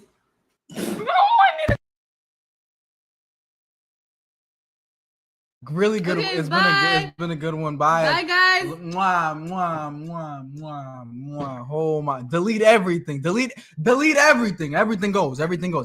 So he tells his moderators there to straight up delete everything. Also, pay attention to the chat, as his fans literally joked about him going on an Epstein flight. They also talk about a David and Celeste Island trip, while also saying that he is both cancelled and cooked. Someone also released a video from one of his concerts where he plays this unreleased song where David says this. About the love when I'm with you, 'cause I be breaking it all the time. And I don't really mean to cause no issue. But I need you to know, that I need you to know. I mean, come on, guys. And what's really crazy, also, he, like one in particular concert that he literally had people bringing caskets to his show. Who does this? And I have to wonder, what life did he live before he had the fame that he had as well? What got lost in translation with this brother? And I feel bad for him because when I listen to like the energy of his music outside of the words, he's very talented. But it's something that's dark behind what he got going on. So I don't know how this is going to end up or how this all going to play out. But, you know, rest in heaven, you know, for the girl that is allegedly was dealing with him, that didn't even become a grown woman. You know, he was 15 when they found her. And there's a whole bunch of other shit that's going on with this story. But we'll talk about that as time goes on, because trust me, they're not about to let this go. It was like this guy was addicted to dry snitching on himself in his songs and his music videos. And in a song called Decide that he released back in 2022, back when this girl Celeste would have been 11 years old, David sings, "I know what the problem is, save your tears, 7 years, I know life is complicated." When obviously in 7 years from then, she would have been of age. Where do you see yourself in the next 5 years? Okay, so the plan is hopefully this music thing takes off crazy next year. Why is he saying? Why are you saying that like you're not like up there, gang? Well, I'm not there yet, but hopefully it's like even crazier next year. And then I go on crazy year after year for the next 3 years, and then on the 4th year I retire, and on the 5th year I'm off the grid, living somewhere like on an island with this crazy crib, no social media, no digital footprint. I'm just gone. I'm just gone. In 5 years, I'm gonna be gone. Will you still remember me? Yeah, bro. You'll have like the secret codes to the mansion. Yeah? You can pull up on every. What's the secret code? Give us the first 2 numbers. Absolutely not. Wow. Y'all heard that, right? He said in 5 years of doing what he's doing, excuse me, he's gonna be off the grid and be gone. Why? As popular and as big as you're gonna be in social and the industry, you're gonna retire after 5 years? I mean, it sounds like a good plan, but let's see what happens. Now, 5 years from that clip would also be when Celeste would be 18 years old. There was also rumors that the two of them even shared a Spotify playlist together, and there was a video from June 27th of last year where it looks like someone is sneaking her backstage at one of David's shows. Now, that looks to me like the body language of someone who is trying to be hidden. And it really does make me question, like, how many people were complicit in this cover-up? How many people knew that David was running around with this underage missing girl? Because even in his Discord, it's quite apparent that some of his fans kind of knew what was going on. And I had the idea to kind of make this first music video introduce a character that I had been kind of ideating for a really long time. That's why you see him with the blindfold and the bloody shirt aesthetic and the bow tie. I'm really big into anime and I'm really big into manga. And I wanted to make my own manga series at one point. And I was writing a lot of poems and writing a lot of things for it. And a big part of that manga was an evil version of me named Itami, which means pain in Japanese. And he wears this blindfold and he's basically an agent of chaos and kind of my alter ego. And the story of the manga went like I was a detective and there was an evil version of myself that would kind of come out at random moments, and he would commit the crimes that I would have to solve as the detective. I'd be like solving murders that I'm committing myself. He's holding the knife with the bloody thing. You get the girl who's basically like the ghost of the person that he killed.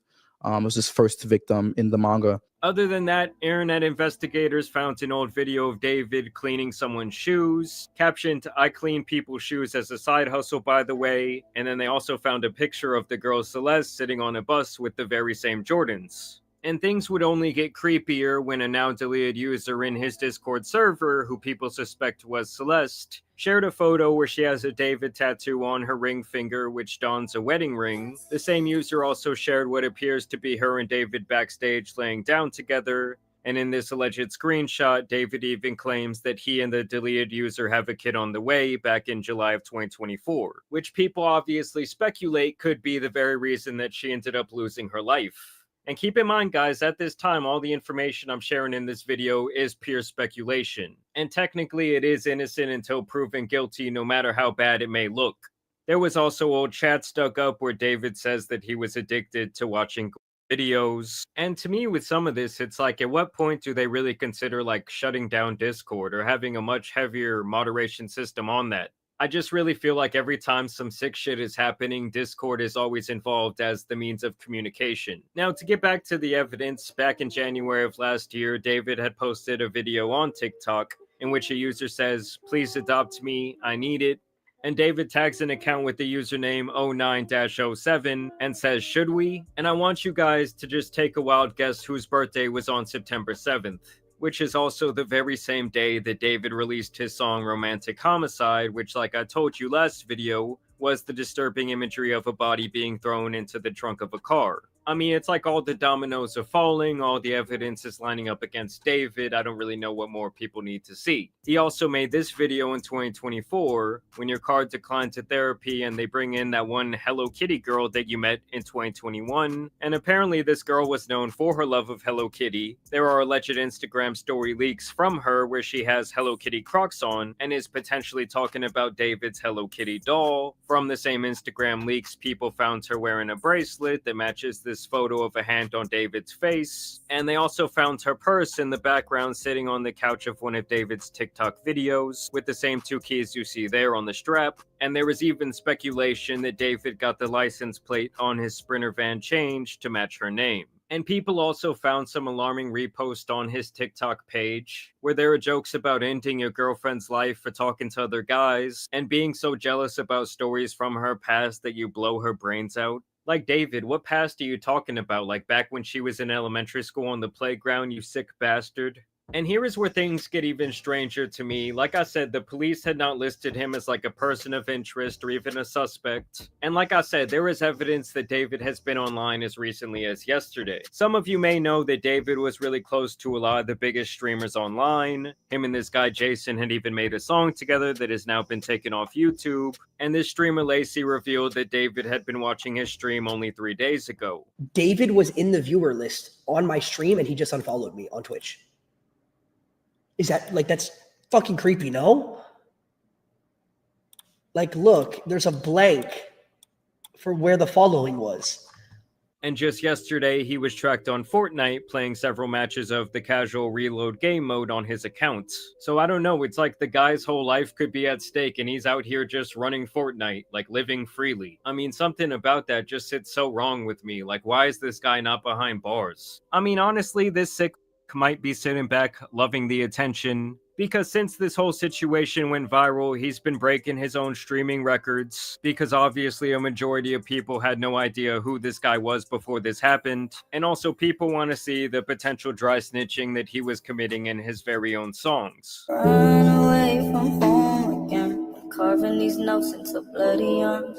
You know, at this point, they have held a bit of a memorial for the girl Celeste. Her brother has also spoken out thanking people for their support. And obviously, the whole situation for her family, whether she had a rough home life or not, has just been absolutely tragic. Either way, the situation just keeps getting darker. Things just keep stacking up against this guy, David. I mean, at this point, I'm really just interested in knowing how many people were complicit with this going on in the background, how many people were helping him sneak around this girl, and how many people might have David actually paid off, because obviously this whole thing has become just beyond disgusting. And it's really just one of the crazier stories that I can remember in recent time. But y'all let me know what you guys think about the situation down below. As always, that's just crazy, y'all. That shit is crazy.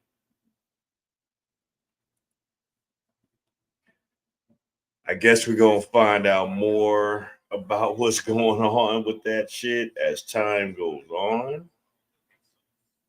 I guess. I would assume.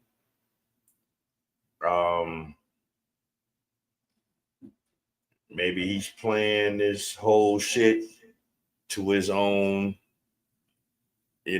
situation to get on, as far as viral. But this is some kind of toxicity that,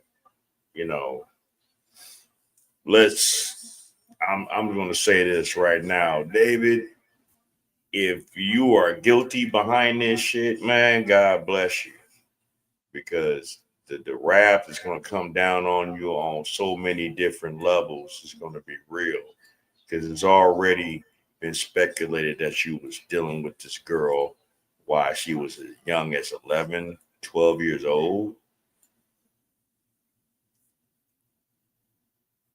I understand that she came from a fucked up household because she was a runaway.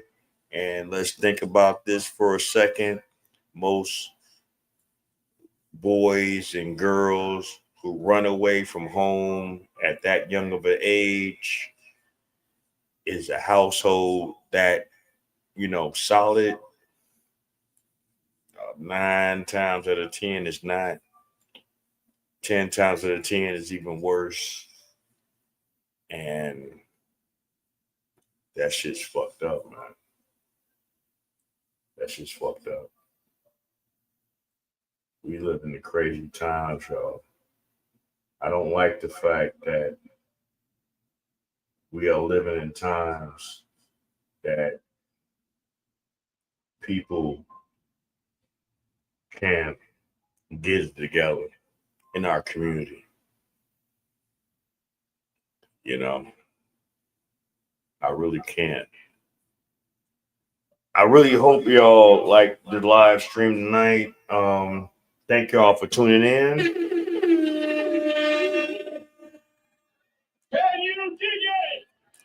Can you dig it?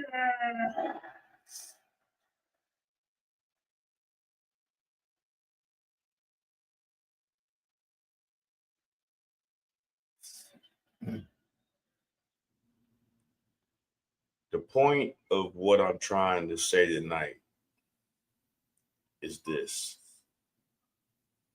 We can make changes in our everyday mindset. We can make changes in how we view people. And we can look at things in a certain lens and say, hey, do I need to deal with this or do I need to deal with that? Excuse me. I'm still coming, trying to get over my illness that I dealt with for the last couple of weeks. Like I said, I have been sick. And I've been trying to do the best I can to still keep my content going. So shout out to me for doing that. I've been staying the course. I just didn't do all my short content. So forgive me for that. I will say this. It is the trauma that not only makes modern women toxic, but what makes us men is toxic as well. Especially the men that have been solely raised by women with no male guidance, with no male role models, with no male structure. It will fall apart. It will.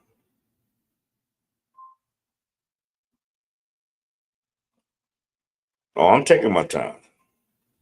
Because guess what? I have nothing but time. And I appreciate the Most High for giving me the time that I have.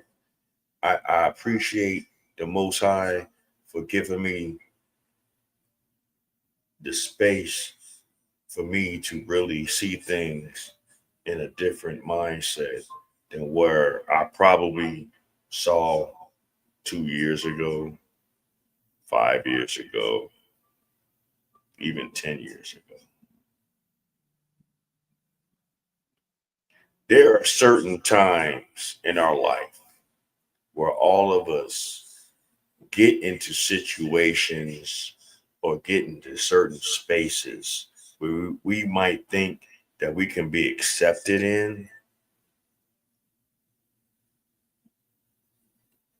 until you really realize you're not accepted in that. There will be times that you will be tested of not only your own fortitude as an individual, but with your own faith in the spiritual level. It will happen.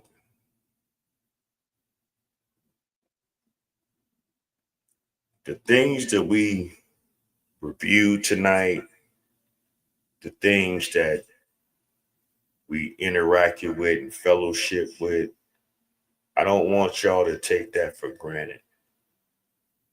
because these situations could be our own.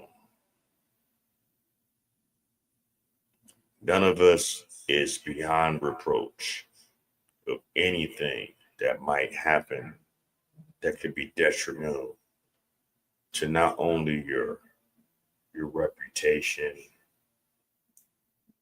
but your psyche. I said this years ago. We really need to focus on mental health help to help our community. I'm not talking about other communities. I'm talking about us Black people.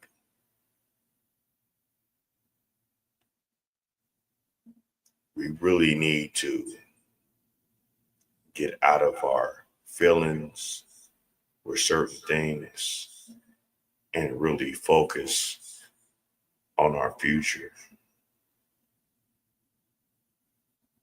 I know it's situations that we might have ran across some people that we just don't want to fuck with no more.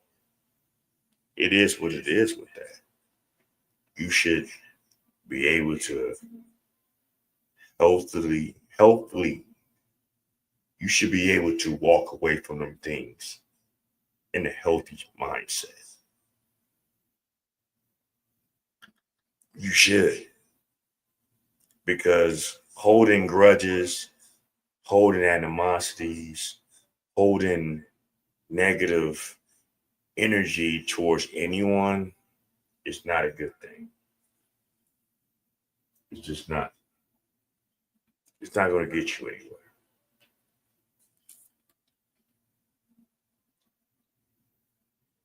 It's just not.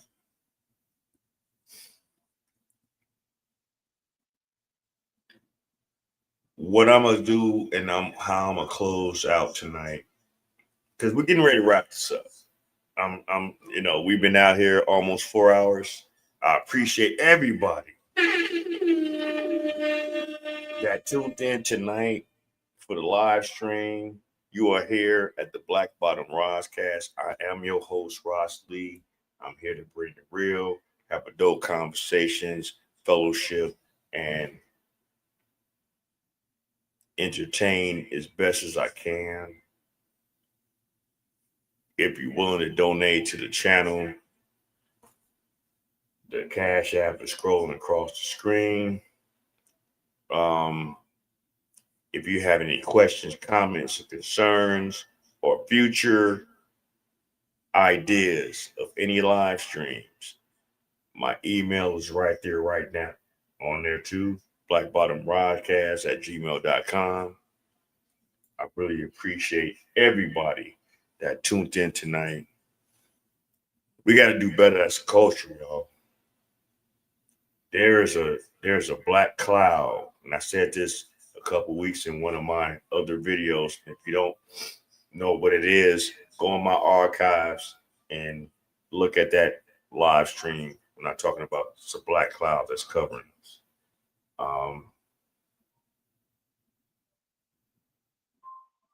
We really gotta realize what we are up against, not only politically, worldly, but internally. But what's more important is our internal energy. We need to move differently. We need to look at things differently. We need to try to elevate ourselves internally before we can interject that energy with someone else. I can talk all this shit all the fuck I want and give you all the goodness that y'all want to hear. I can. But if I'm not implementing that within my own life, I'm just talking shit, man. And I ain't doing it the right way. And I can't do that. I refuse to live this life while I still got breath in my body and sell y'all a fucking shit show. and not incorporate it within my own life as well. I just can't do it. I can't. And I won't. Never. Ever. So with that being said, I'm getting ready to wrap this up. Next live stream will be this coming Friday, 10 o'clock Central Time, Central Time. Hopefully everybody has a blessed remainder of the week. Keep your ears to the grindstone. Keep your head on a swivel, especially all those that's in the city. You know how it's going on out there. And with everything else that's going on, I want you to live as long as you want and never want, as long as you live. With that being said,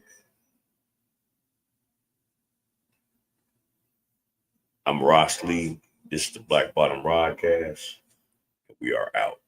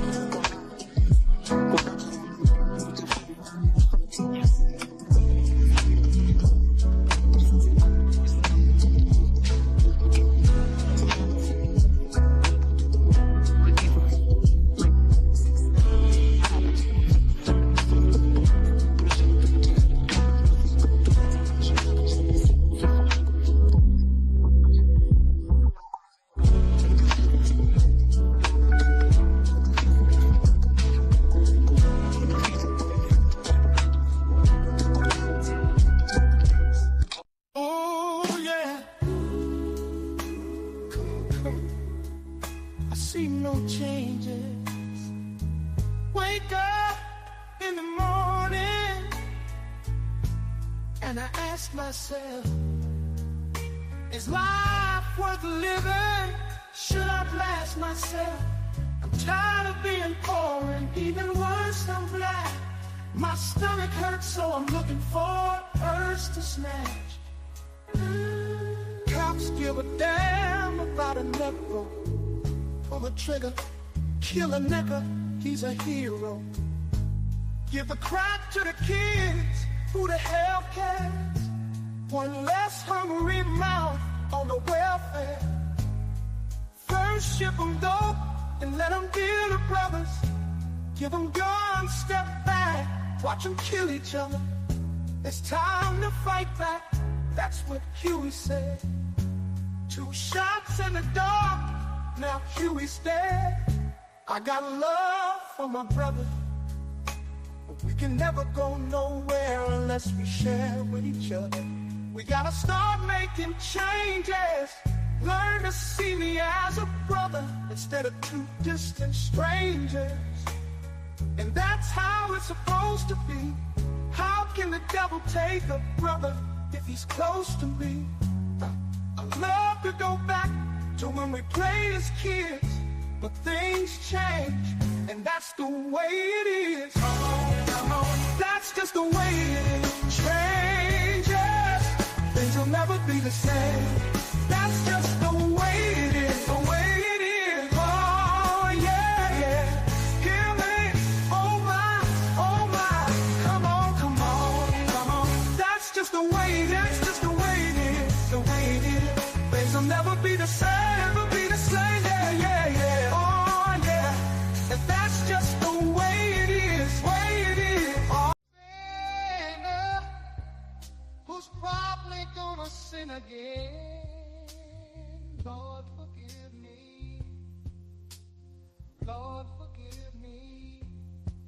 things I don't understand. Sometimes I need to be alone. Bitch, don't kill my vibe. Bitch, don't kill my vibe. I can feel your energy from 2 planets away. I got my drink, I got my music, I'ma share it, but today I'm yelling, bitch, don't kill my vibe.